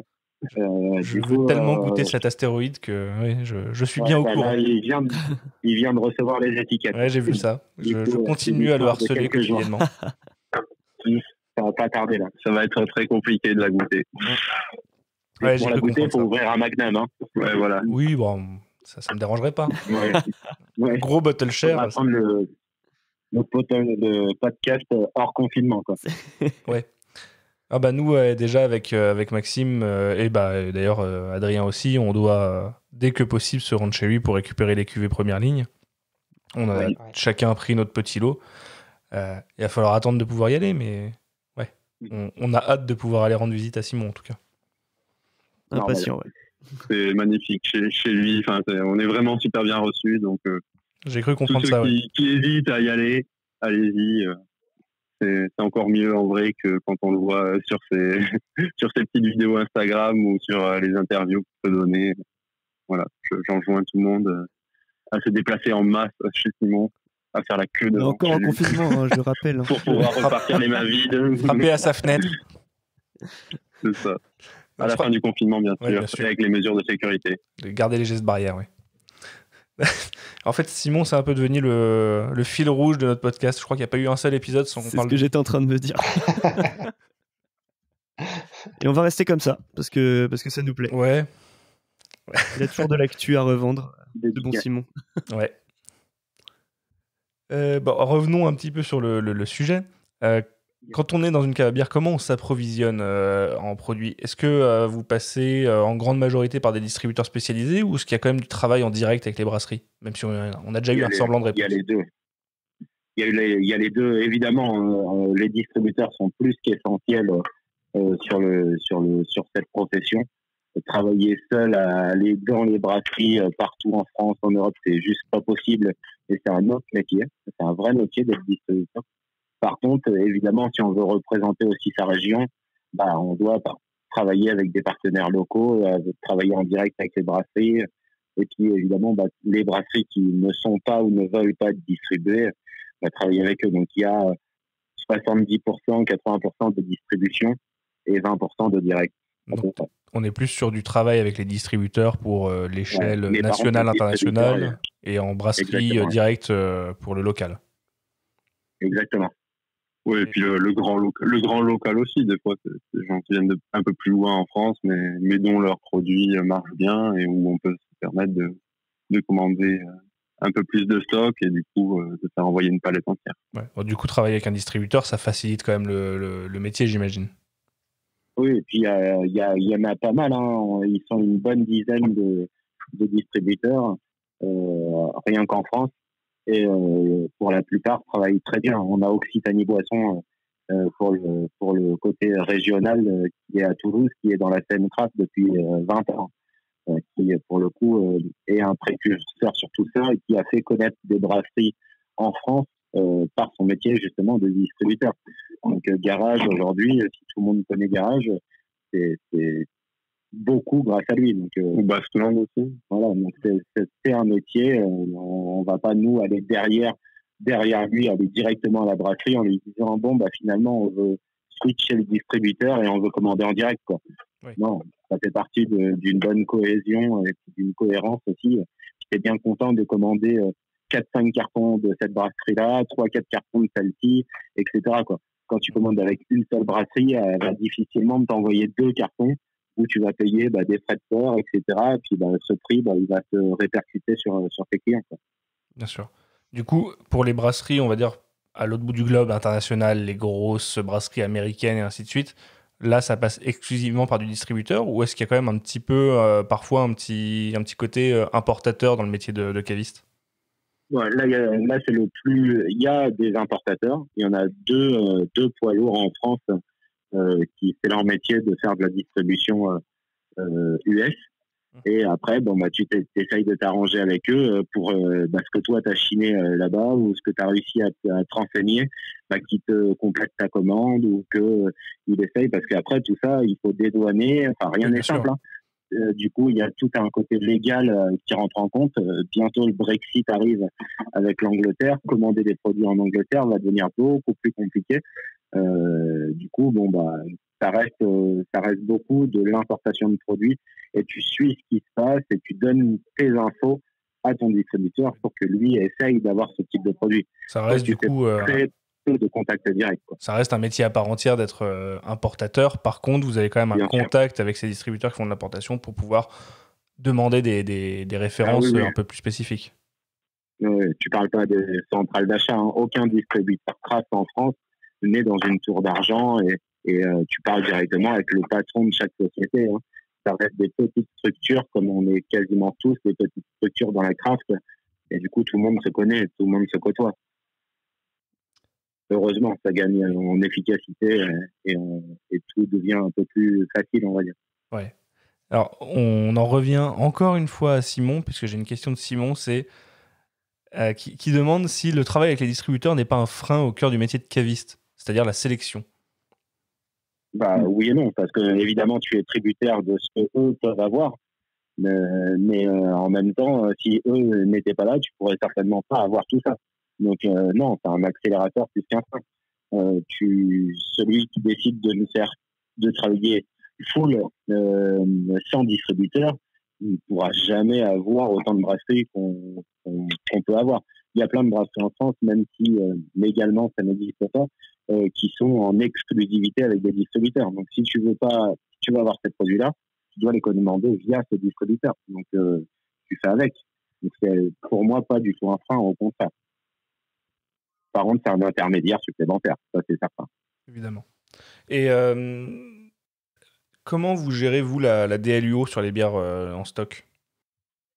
Ça a été vraiment une vraie problématique parce qu'il y a plein de règles chez chacun. Donc, Noserman qui peut mettre 3 mois, comme 6 mois. Piggy va mettre 6 mois, des fois 9 mois. La débauche va mettre 2 ans, des fois 1 an. Peu importe le produit. Donc, c'est super, super compliqué. Des fois, pour la plupart des brasseries américaines, il n'y a même pas de DLUO. Il y a juste une date d'encanettage. Donc, tu fais tes propres règles par rapport à ça. Donc, c'est super compliqué. Beaucoup d'importateurs collent des étiquettes dessus et apposent une DLUO. Souvent, ces DLUO, c'est 1 an, 1 an et demi. Mais c'est super compliqué. Du coup, là, depuis 2 semaines, on a fait le choix de marquer tout sur notre site internet. En tout cas, 90%, parce que il va bien avoir 10% qu'on a zappé. Mais en tout cas, tous nos DLUO sont assumés. D'accord. Et du coup, au niveau de la gestion du stock et des DLUO, vous avez du coup, un suivi? Tous nos produits, soit en produits soit à date courte, sont dans une catégorie promotion et on les a mis soit à la valeur d'achat, soit en dessous de la valeur d'achat. Du coup, tous nos produits sensibles sont dans une catégorie spéciale. Et ça va être un beau casse-tête du coup à gérer ça, de suivre la DLUO de chaque référence.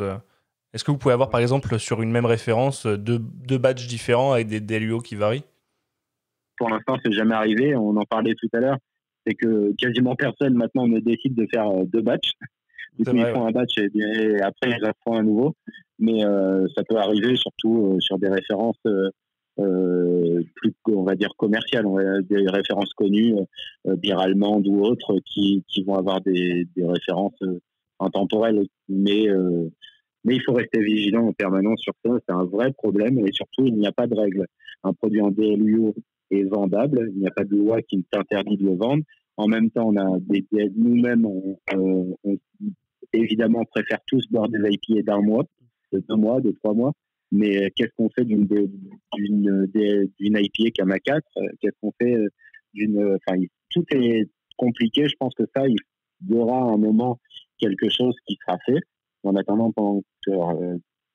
pendant que rien n'est fait, on a fait le choix pour l'instant, en tout cas, de nous marquer du coup la DDM. Et du coup, sur la fiche article, il y a la DDM de la majorité de nos produits. Ouais, surtout les plus sensibles pour le moment. Et puis voilà, toutes nos nouvelles réceptions aussi, maintenant, on fait le choix de rentrer les produits avec la DDM. Et il faudra pouvoir que le logiciel du site Internet nous alerte automatiquement, par exemple, pour les produits sensibles. Qu'en est-il du stockage des bières fragiles ? Est-ce que vous arrivez à faire tourner votre stock assez rapidement, ou est-ce que vous devez stocker en frigo ou autre solution, je ne sais pas. Du coup, on a un frigo sur place pour tout ce qui est grosse IPA très cher, on va dire ça comme ça. Et tout est stocké sur place. Et depuis le site marchand, on a la chance d'avoir une grosse rotation de stock, mais c'est un vrai problème. Du coup, on fait un investissement qu'on est en train de faire pour passer toutes nos IPA, toutes nos bières fragiles entièrement au froid. C'est quelque chose qui est en train de se faire. Aujourd'hui, c'est vraiment la rotation qui est importante pour pouvoir avoir effectivement un produit en permanence de qualité. Tout est climatisé, donc tout est entre 16 et 18 degrés, mais on n'est pas en froid à 3 degrés. Quoi. Ouais. En fait, nous, dans le 3e épisode du podcast, donc le premier après confinement, on avait invité des brasseurs et cavistes. Et en caviste, on avait le gérant de la cave lyonnaise 20 000 lieues sous les bières qui nous expliquait que lui, il était intégralement au frigo dans sa cave. Après, il est sur un petit espace, mais j'imagine que c'est quand même un investissement qui est intéressant pour ce genre de bière fragile. Ouais, c'est certain. Ouais. C'est pour ça qu'avant la fin de l'année, cet été, on sera en full froid pour pouvoir effectivement avoir un produit qui ne bouge pas. Quoi. Oui. Surtout que ce genre de bière s'adresse à un public quand même assez averti, bière geek, qui est quand même assez à cheval sur ce genre de données, la conservation, la DLUO. Oui, bien sûr. Le seul truc où on ne pourra jamais être tributaire, c'est le transport. Quoi. Bien sûr, oui. D'ailleurs, ça fait un peu écho à ce qu'on disait tout à l'heure avec les distributeurs. Il me semble que quand même une grande partie des distributeurs qui font de l'importation depuis les US font attention à bien faire de l'importation en transport ça a été un débat ça a été un débat il y a peu de temps parce que les deux justement distributeurs sont différents et un fait en avion, un fait en bateau et du coup si en avion, même si l'avion est froid, combien de temps ça va rester sur le tarmac, combien de temps ça va rester, plus il y a d'interlocuteurs, plus il y a de personnes qui manipulent le produit. Si le produit a été transporté au froid, très bien. Mais si pendant 3 jours, il est stocké dans un hangar à 35 degrés, franchement, les 4 degrés qu'il a eu pendant 6 heures de vol, ils ne servent pas à grand-chose. Quoi. Ouais, bien sûr. Je pense plutôt qu'il faut avoir une température constante plus que des variations de température très marquées. Quoi. Ouais. Du coup, et ça, il vaut mieux rester, par exemple, à 20 degrés constamment plutôt que d'avoir une partie du trajet à 4 degrés, comme tu disais, et pour au final se retrouver à 30 degrés dans un entrepôt en stockage pendant le dédouanement. Oui, bien sûr. C'est ça. Okay. Et alors, une petite dernière question sur ce sujet de l'approvisionnement et surtout des stocks, des références que vous avez. Est-ce que pour vous, vous pensez qu'il y a encore une place dans les caves spécialisées comme la vôtre pour les bières dites traditionnelles ? Oui, c'est indispensable même. Bien sûr, il y a toujours des gens qui sont à la recherche de ce genre de produits. Donc il faut pouvoir répondre à cette demande-là. Et puis ça peut... Enfin, moi, par exemple, l'Orval, c'est un de mes produits... je prendrais toujours du plaisir à boire un Orval. Et voilà. Et donc amener les gens qui veulent une bière belge traditionnelle ou qui arrivent avec des mots comme Trappist et tout ça, les amener vers ça, c'est les amener vers un peu de funk, un peu de brett, un produit qui est assez intéressant en fait en termes de dégustation, en termes de la goûter à 3 mois, 6 mois, à 1 an, 2 ans, c'est des choses qui sont super intéressantes. Au final, ça devient un produit d'appel pour la dégustation. Au final, ça devient un produit d'appel. C'est ça, c'est exactement ça. Après, pas forcément d'appel par le prix. Hein, Non, mais parce d'appel qu'il y a plein de de nouvelle petits. clientèle. Ouais, bien sûr, c'est un premier pas. Après, il y a des bières belges qu'on connaît tous, qu'on a plaisir à boire à table, euh, qui sont des bières de table plutôt sympas et qui resteront, comme Mathurin le disait, avec le Orval par exemple, ou la Pan Pot, ou plein de produits comme ça, qui restent des produits qui auront, je pense, rarement de la concurrence, quoi. Et comment ça se passe? Vous donnez des quotas? Vous dites, tiens, je veux tant d'IPA, je veux tant de bières locales, je veux tant de bières internationales, je veux tant de bières traditionnelles. On réagit par rapport surtout à l'évolution des ventes. Évidemment, on va limiter les IPA pour qu'il y ait une rotation cohérente et avoir des brasseries. On sait que ça plaît parce que ça nous plaît et que les ventes se font sur Popin, Piggy, La Débauche, etc. Sur celle-ci, évidemment, ça va être beaucoup plus facile. Et puis, de temps en temps, on va les chiner des brasseries US, anglaises ou quoi, mais c'est là où on va prendre, on va dire, le moins de risques. Ça va être sur ce type de produit. Après, sur le reste, D'accord. sur les Imperial Stout, sur les lambics, tout ça, là, on va se bloquer parce que déjà, nous, on adore ça et que il n'y a pas de côté fragile. Un lambic, quand tu retrouves un lambic de 2012, tu dis, oula, finalement, c'était plutôt cool de l'avoir perdu, celui-là. Ouais, c'est clair. T'as pas envie de faire la même chose avec une IPA, quoi. Les bières un peu sauvages ou enfin tout ce qui est avec des fermentations mixtes ou acides, c'est génial, quoi, parce que ça permet d'avoir aujourd'hui on rentre pas mal de choses comme ça parce que ça permet d'avoir vraiment une sélection, un choix plus large, sachant que c'est des bouteilles qui ont de belles années devant elles, donc à ce moment-là nous on prend peu de risques avec ça. D'accord. Et c'est assez agréable d'avoir le choix sur ce genre de produit. Clairement, ouais. Mais du coup, ouais, vas-y. Non, Non, mais moi j'allais faire une transition, donc si t'as quelque chose à rajouter. non, parfait. Et du C'est coup, bon. je voulais maintenant parler aller sur le thème plutôt de la relation client, parce que caviste, ça reste un métier de conseil, comme on le disait tout à l'heure. Alors déjà, c'est quoi dans une cave comme la vôtre, on va dire le profil lambda du client? Est-ce que vous avez quand même... Déjà, il n'y a pas de client lambda. Enfin, il y a plein de profils particuliers, quoi. Il y a celui qui vient après le travail et qui veut quelques bières à emporter, à ramener à la maison. Il y a celui qui vient boire un coup et qui, au final, veut des bières après. Il y a les beer geeks, il y a les amateurs d'acide, les amateurs d'Imperial Stout, les gens qui veulent les dernières IPA pour boire avec les copains le week-end. Enfin, il y a vraiment... C'est vraiment de 18 à 60 ans. Hein. Il n'y a pas non plus de tranche d'âge. Évidemment, on peut faire des moyennes et se dire, bon, il y a une majorité de gens de 30 ans qui ont des barbes et qui... mais bon, ça reste... c'est après, moi, ça. Effectivement, il n'y a pas un client lambda, quoi. Il y a vraiment de tout public. C'est comme les hommes ou les femmes. On a une quantité de femmes qui boivent des Imperial Stout et des acides. C'est absolument pas du tout un critère, quoi. On va pas diriger une femme vers le rayon. Au contraire, justement, on a vraiment une belle mixité de clients. Ça, c'est très bien. Mais du coup, ça fait écho un peu à ce qu'on disait dans le précédent épisode. On avait évoqué rapidement la question de la bière de femme. Et comment vous gérez ça, vous, en cave? Moi, je trouve que c'est une honte. Déjà, rien que le terme bière de femme, ça ne veut rien dire. Ma femme à boit autant des acides que des Imperial Stout que des petites bières aux fruits ou aux plantes. Donc non, il n'y a pas de bière liée à un style, quoi. C'est comme dire les femmes mangent des steaks et les hommes. Enfin, ça n'a rien. C'est absurde. Voilà. Il n'y a pas de bière de femme. On est d'accord. Ouais, clairement. Ça va. Là-dessus, on est raccord, ouais. Comment vous pouvez faire pour proposer une offre de bière qui soit à la fois intéressante pour un beer geek, mais aussi pour un néophyte, un non-initié à la craft? Non, mais il faut faire aussi le boulot des brasseries. Hein. La Débauche a sorti la Cindy Bunny il y a peu de temps, que je pense vous connaissez. C'est une triple à la belge. Ça initie à la craft. Donc le beer geek et le néophyte, parce que le beer geek, il va avoir envie de goûter toutes les nouveautés de la Débauche. Mais le néophyte, si tu n'as pas de chauffe, tu lui sers une petite Bunny, il va te dire, ouais, finalement, c'est presque meilleur ou c'est meilleur, quoi. Et du coup, tu peux aller sur des produits avec beaucoup de typosités similaires, quoi. Donc, c'est vraiment dans le conseil, en écoutant les gens et en leur demandant ce qu'ils aiment boire d'habitude, ce qu'ils ont envie de boire, quel instant de consommation, c'est vraiment important, quoi. C'est ça. Si c'est en début de repas, en fin de repas, etc., quoi.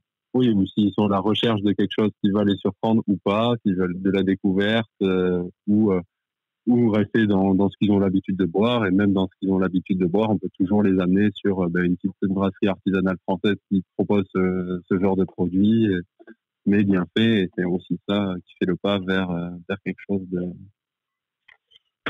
plus qualitatif, on va dire. Est-ce qu'il y a une différence d'approche dans le conseil auprès d'un beer geek et d'une personne qui n'est pas initiée à ce genre de bière? Bah, bien sûr. Déjà, le beer geek, il va déjà savoir à peu près ce qu'il veut. Donc, ça va être plutôt du conseil de est-ce que tu l'as goûté celle-ci, qu'est-ce que vous avez. Il y a toujours aussi qu'est-ce que vous venez de rentrer. La question, c'est qu'est-ce que vous venez de rentrer, qu'est-ce qu'il y a de nouveau, la nouveauté. Bon, c'est un peu dommage parce que des fois, s'ils ont loupé, ils n'ont pas vu passer une référence qui est superbe, ils veulent de la nouveauté. Donc. Du coup, c'est peut-être plus compliqué de conseiller un beer geek que de conseiller un client qui vient se renseigner et découvrir les produits. C'est différent. Ouais, c'est différent. Je dirais pas que c'est plus compliqué parce que un beer geek, souvent on le connaît, quoi. Le beer geek, il vient 2-3 fois par semaine ou 2-3 fois par mois au moins. Donc à la fin, tu connais ses goûts, tu sais ce qu'il aime, tu sais ce qu'il aime pas. Du coup, un client qui vient pour la première fois, tu prends plus de risques qu'avec un beer geek. Tu as l'habitude de connaître s'il aime plutôt la West Coast IPA ou la NEIPA, quoi.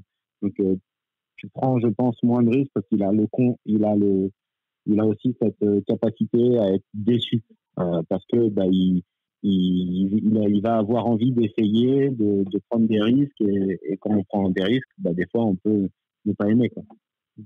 Il a plus d'attentes aussi, donc c'est ça qui est intéressant, c'est répondre à des attentes qui sont plus précises et c'est là la qualité d'avoir une bonne sélection aussi et d'avoir un large choix. Il reviendra sûrement pas sur une bière qu'il a déjà bu, à moins du gros coup de cœur. Et c'est ça qui est intéressant, c'est d'essayer de trouver ce coup de cœur-là pour que, voilà, quand je vois un beer geek qui d'habitude tout le temps la nouveauté et qui revient et qui prend la bière qu'il avait pris la semaine d'avant, ça fait plaisir aussi, quoi. Ça veut dire que la proposition qui est faite lui a plu et qui s'en est pas lassé. Enfin, même si est-ce que c'est une question. Bon, vous en avez assez parlé dans les derniers podcasts des beer geeks. C'est vrai. La définition reste complexe. Sujet, mais voilà. Mais du coup, est-ce que vous, là moi je m'avance un petit peu sur la partie suivante que j'avais abordée, mais est-ce que le fait que vous ayez d'autres activités autour, notamment une partie bar, ça peut vous permettre aussi d'offrir, je sais pas, des petites dégustations à des clients pour essayer de les guider sur des styles quand ils ne sont pas décidés? C'est la toute première chose à faire, quoi. C'est vraiment la toute première chose qu'on fait pour le testeur avec une stout, une sour et une IPA. C'est la toute première chose que tu fais sur quelqu'un qui ne connaît pas ou qui découvre la bière, quoi. Bon, tu vois, ça c'est de l'amertume, ça c'est de l'acidité, ça c'est torréfié.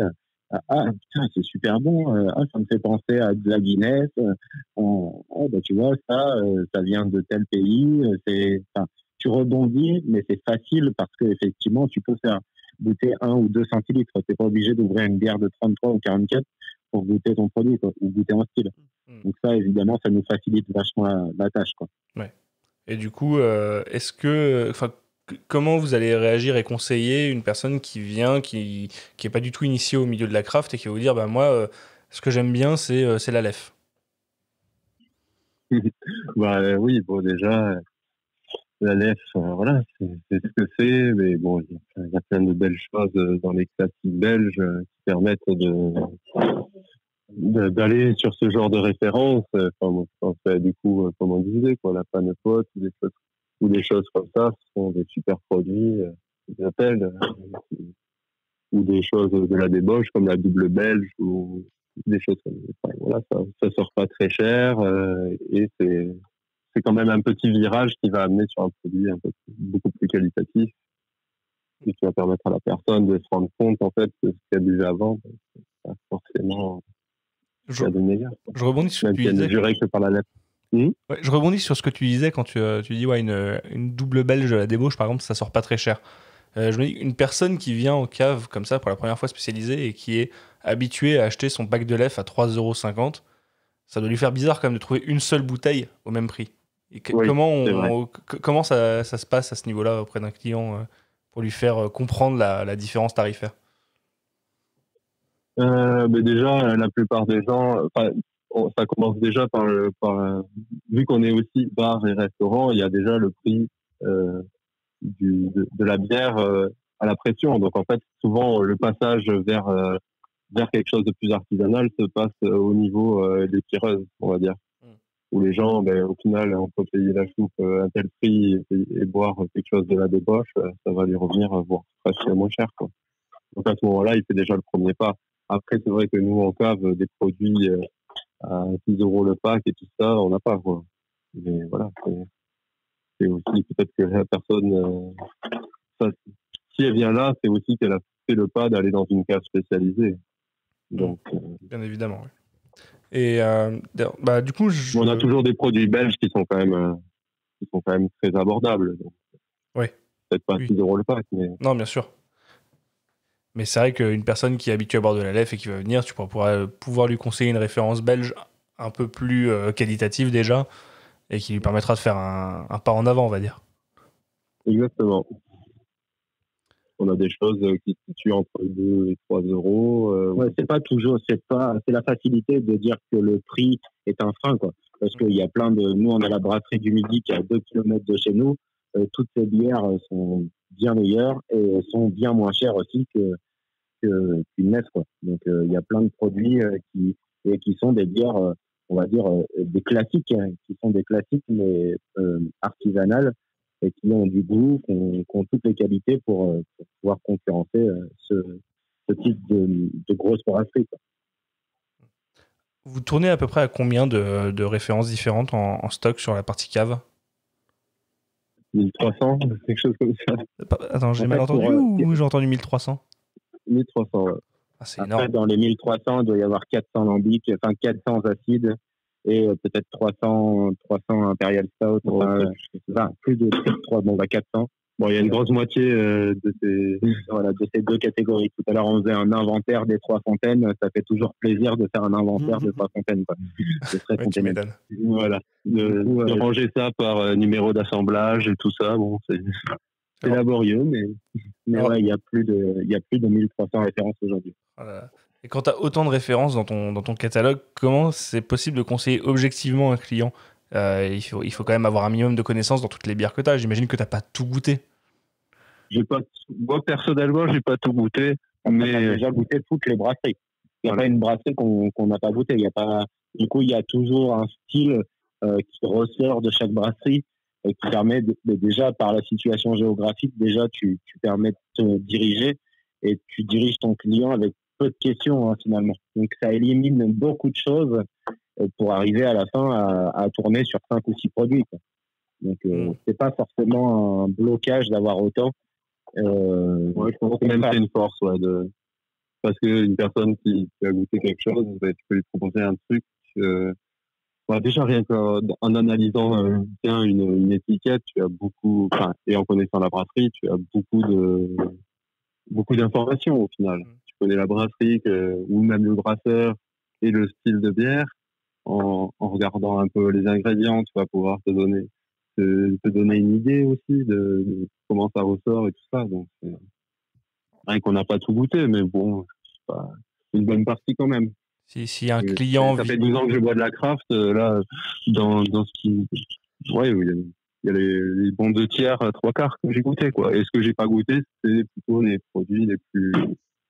Non, les plus communs, j'ai dégoûté, c'est plutôt les grosses bouteilles acides, ça, je sais qu'on les goûtera un jour. Donc, parce qu'à chaque fois qu'un beer geek boit une bonne bouteille sur place, il me fait goûter quand même, quoi. Donc, c'est le petit plaisir du caviste sur ce genre d'établissement où il n'y a pas que à emporter. Mais du coup, si un client pas forcément initié, mais vient avec une envie d'IPA, tu as déjà des références sur lesquelles tu sais que tu vas l'envoyer pour s'initier à l'IPA, ou est-ce que c'est genre tu marches plus en disant si je veux lui recommander une IPA, je vais peut-être plus aller vers cette brasserie-là.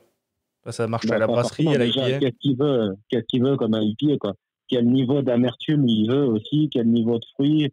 Il y a quand même encore des questions derrière, je veux une IPA, quoi. Donc, tu peux pas juste, tiens, il y a ça. Il y a quand même... il y a le prix. Le prix est évidemment dans une des questions immédiates à poser, parce que tu peux avoir des IPA de 2 à 15 euros. Du coup, forcément, si tu proposes un truc à 13 et qu'il voulait un truc à 2, t'as perdu ton temps, quoi.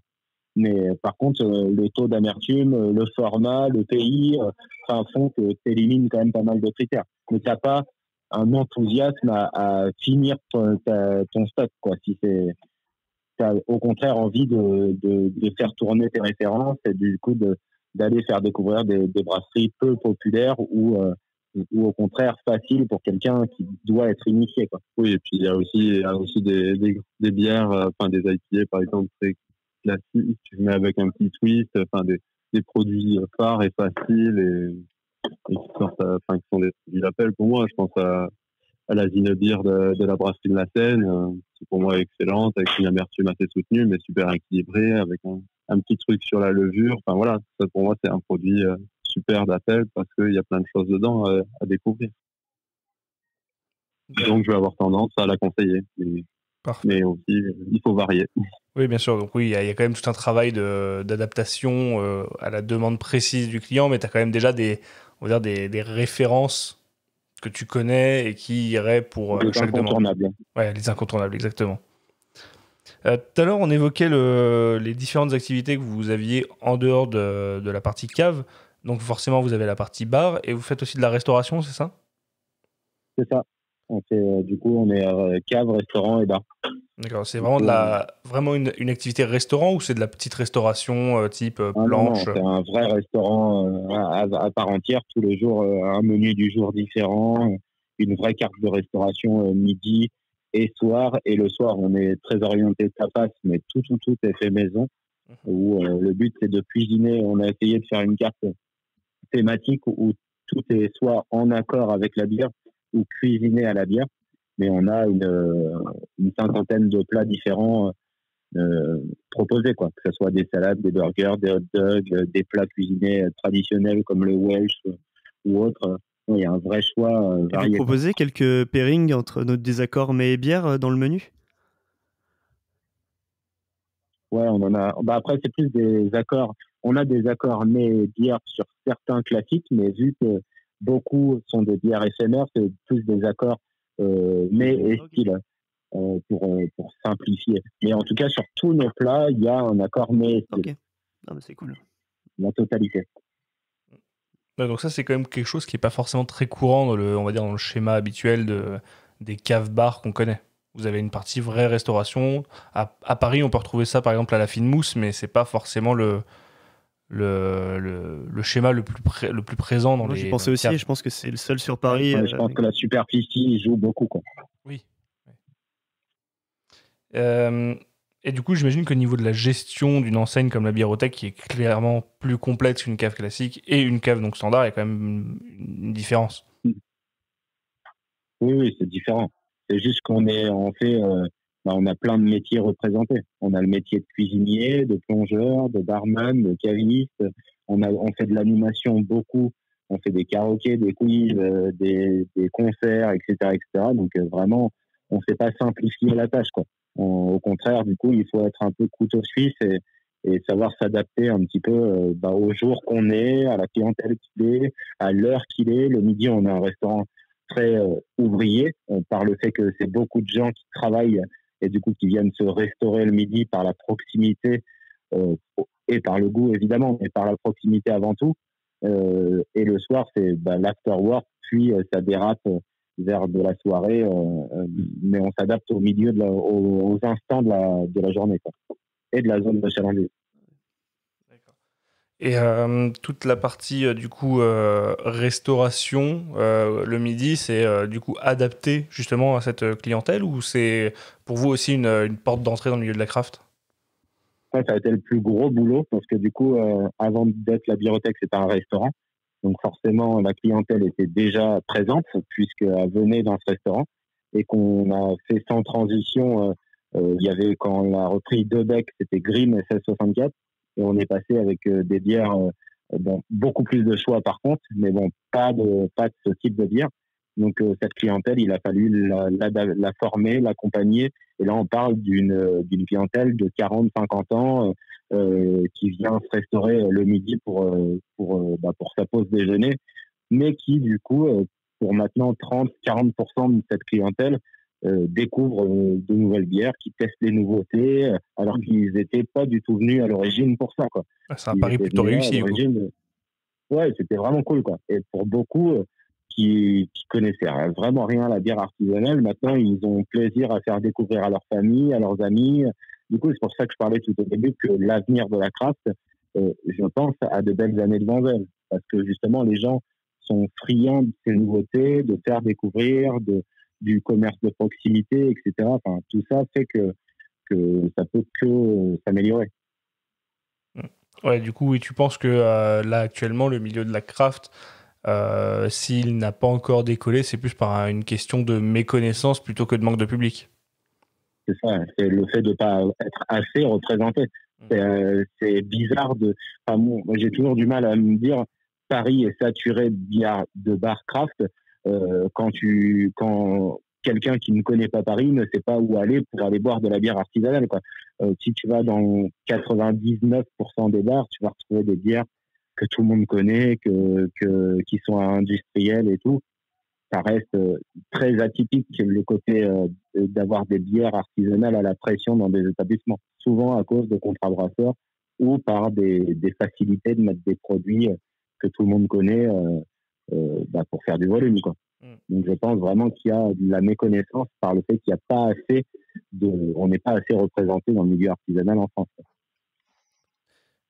Du coup, ouais, moi je voulais juste finir sur la partie activité en dehors du métier de caviste. Dans votre cas particulier, il y a aussi eu, comme on l'évoquait plus tôt, des événements type TTO, soirée de lancement et ainsi de suite.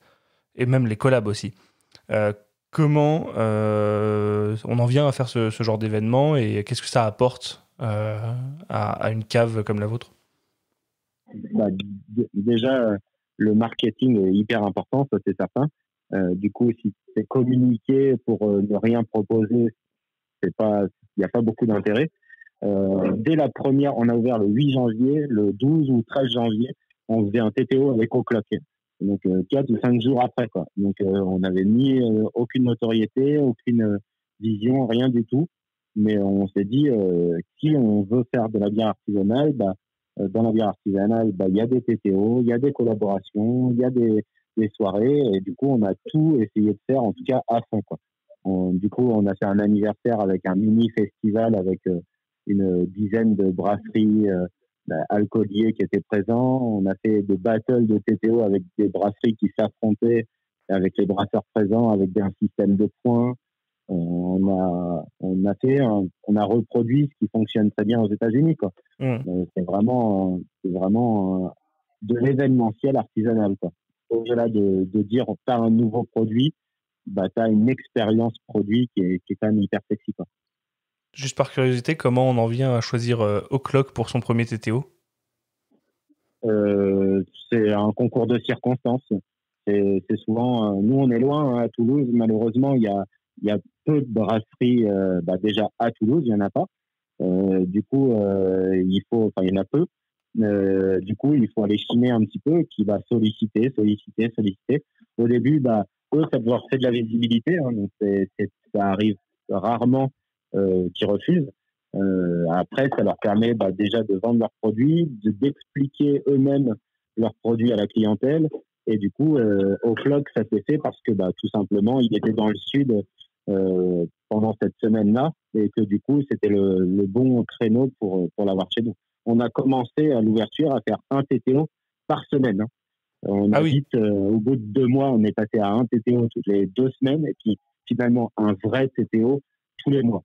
Parce que il y a un moment, on s'écœure du marketing, de la communication, tout ça, et que au lieu de faire plein de petites soirées, on fait maintenant que très grosses soirées par mois, quoi. Une ou deux, s'il y a un événement bien précis, comme Halloween ou quoi, ben on va, au lieu de faire un TTO, on a fait un Tap Tech Horror où Azimut était chez nous et on a fait Voilà. J'aime beaucoup. on a fait une soirée avec une brasserie toujours à l'honneur où ils récupèrent vraiment la totalité des decks et on fait une soirée autour de la bière artisanale en essayant de s'adapter au moment de l'année.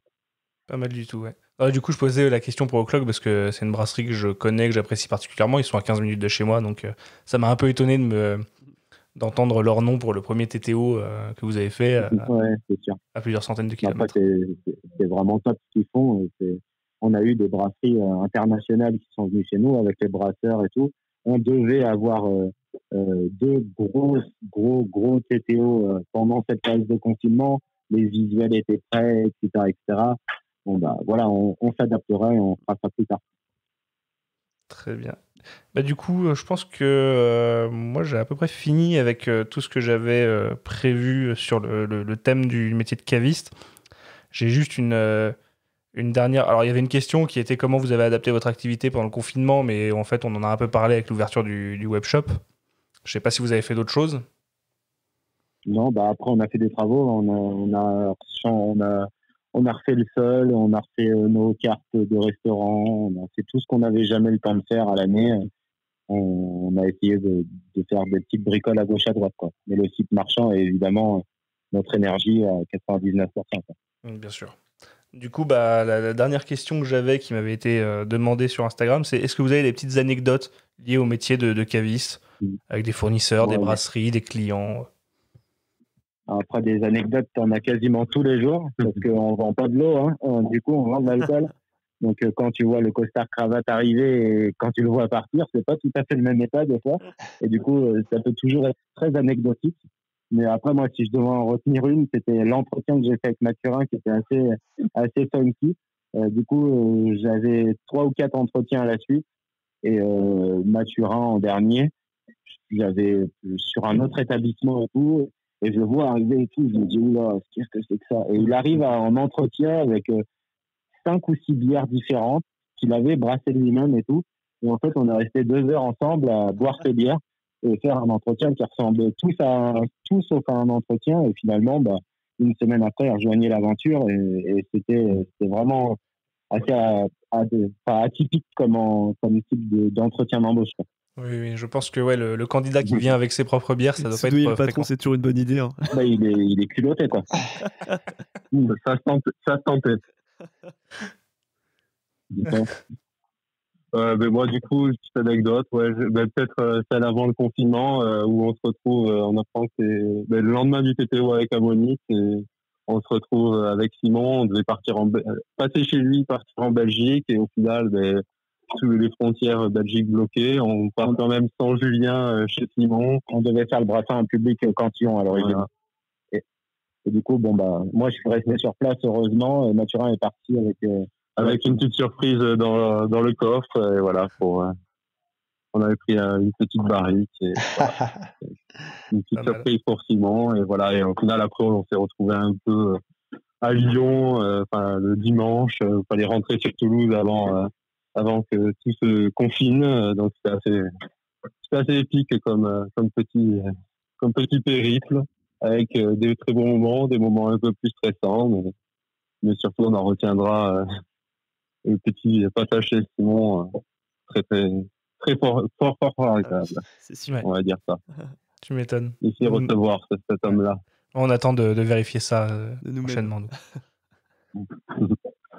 Bon, du coup, merci beaucoup en tout cas pour le temps que vous nous avez accordé et toutes ces informations sur le métier de caviste. Je pense qu'on a un épisode qui est quand même assez complet là. Ouais, merci, c'était très enrichissant. Moi, je retiens une chose sur tout ce que tu as dit, Julien, c'est si vous êtes passionné et que vous voulez faire ce métier, il faut se lancer. Ouais. Il n'y a pas de débat. En tout cas, on vaut mieux vivre de remords que de regrets. Ouais, c'est sûr. Et ça donne envie de venir à la bibliothèque aussi. J'imagine que là, il y a beaucoup de nos auditeurs qui vont attendre bien le déconfinement pour venir. Si on a des auditeurs toulousains ou de la proche banlieue, une fois que le déconfinement le permettra, il faut y aller. Parisiens qui nous ont connus grâce à l'anniversaire, par exemple, où on a eu la surprise d'avoir des merchis ont débarqué, qu'on fait ces bornes pour faire l'anniversaire. C'était assez atypique, quoi. Mais avec plaisir, en tout cas, de recevoir toute la France chez nous. Nickel. Juste une Pas d'un coup, hein. petite question qui n'a pas grand-chose à voir, mais qui gère chez vous les quiz que vous faites sur Instagram? On est plusieurs à gérer ça. Après, on a quelqu'un qui s'occupe du marketing et de la communication chez nous, qui s'en occupe sur Instagram depuis 2 mois. Mais ces quiz-là, on les fait aussi sur place depuis le premier jour où on a ouvert. Ouais, c'est quelque chose qui nous tient à cœur. Et du coup, on a toujours fait ces quiz une fois par semaine le jeudi. Et on y tenait de garder ça. C'est pour ça qu'on avait lancé ça dès le premier jeudi, c'est qu'on aurait trouvé ça triste de ne pas le faire, ça. Ouais, moi, je prends plaisir à le faire à chaque fois et les questions sont toujours bien choisies et des petits extraits musicaux à la fin aussi. La partie blind test, j'adore à chaque fois. Même nous, on prend tous plaisir à se challenger, quoi. C'est bien sympa, ouais. Du coup, voilà, pour conclure cet épisode, on a la petite partie coup de cœur. Donc, je sais pas si vous avez un coup de cœur à faire passer. Une bière, une brasserie, quoi que ce soit. Moi, ce sera brasserie, quoi. J'ai redécouvert la brasserie des Garrigues sur leurs produits, leur série Barrique. Et je suis en train de regoûter tout ça et c'est vraiment excellent. La Sacrée Grolle 2015, voilà. Vraiment 4 ans, 5 ans dans les pattes. L'effet, c'est encore meilleur que dans mes souvenirs. Donc, je conseille à tout le monde de découvrir cette brasserie très vite. Et moi, du coup, on va rester local parce qu'il faut être solidaire. Et du coup, à 2 km de chez nous, on a la brasserie du Midi. Et il mérite vraiment d'être beaucoup plus connu. Du coup, je vous encourage à goûter ces produits de la brasserie du Midi. Nickel. Du coup, Maxime. Du coup, moi, c'était pour revenir à une brasserie qu'on a évoquée un peu plus tôt. Donc, Iron, la Basil Big D, qui est mon coup de cœur très récent. J'ai bu la semaine dernière. Donc, c'est un Imperial Stout chocolat basilic qui a 11%. Et donc, on est loin de la bière d'été avec les températures actuelles, ça c'est sûr. Mais vraiment, le duo, j'étais vraiment étonné parce que je suis grand fan de basilic et ça se marie extrêmement bien avec le chocolat. Et dans le style, et ça se marie bien avec le style aussi, comme bon gros Imperial Stout. Ouais, non, vraiment, j'ai adoré. Adrien. Ouais, moi j'ai eu un coup de cœur récent aussi, c'était la sour au raisin de la brasserie Montsalève. Et du coup, je trouve qu'on parle pas souvent de cette brasserie, mais elle fait toujours d'excellents produits. Et puis pour en revenir à la brasserie des Garrigues, ça me fait plaisir ce qu'a dit Mathurin parce que j'ai une grosse sélection qui arrive là de la biérothèque Webshop normalement.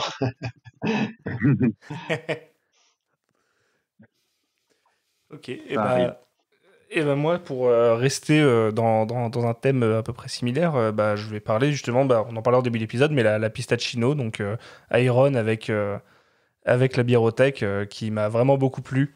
Et du coup, j'ai vraiment hâte de tester la version barriquée avec 5 fois plus de pistaches. Je suis sûr que j'adorerais. Sorti la semaine prochaine. Parfait. Et il y aura certainement une commande de ma part dans la foulée. Ça marche. On y glissera un petit truc. Superbe. Eh bien, merci beaucoup. Merci à vous. Merci à vous, c'était très sympa de vous avoir. Je suis très content de cet épisode, encore une fois, qui aura encore un peu duré. Je suis désolé, je vous avais pas prévu autant de temps, mais merci d'avoir joué le jeu. Avec plaisir. Toutes les personnes qui en ont la possibilité, on vous invite à aller à la biérothèque, boire un coup, les rencontrer et acheter des bières chez eux, parce que visiblement, il y a une belle sélection. N'hésitez pas aussi à suivre tout le monde sur les réseaux sociaux. On a la biérothèque qui est présente bien sûr sur Instagram, Facebook, mais aussi Discobiri sur Instagram, Bière et le Loup sur Instagram et sur son blog. Et du coup, Siroton le Houblon via ce podcast, via Instagram, le blog, Facebook. Moi, je suis partout. Et n'hésitez pas aussi à nous laisser une petite note sur votre application de podcast, Apple Podcast, et ainsi de suite. C'est toujours appréciable pour le référencement. Voilà. Merci à vous tous d'avoir participé. On se retrouve bientôt pour un prochain épisode. Allez. Merci. Salut, au revoir. Salut.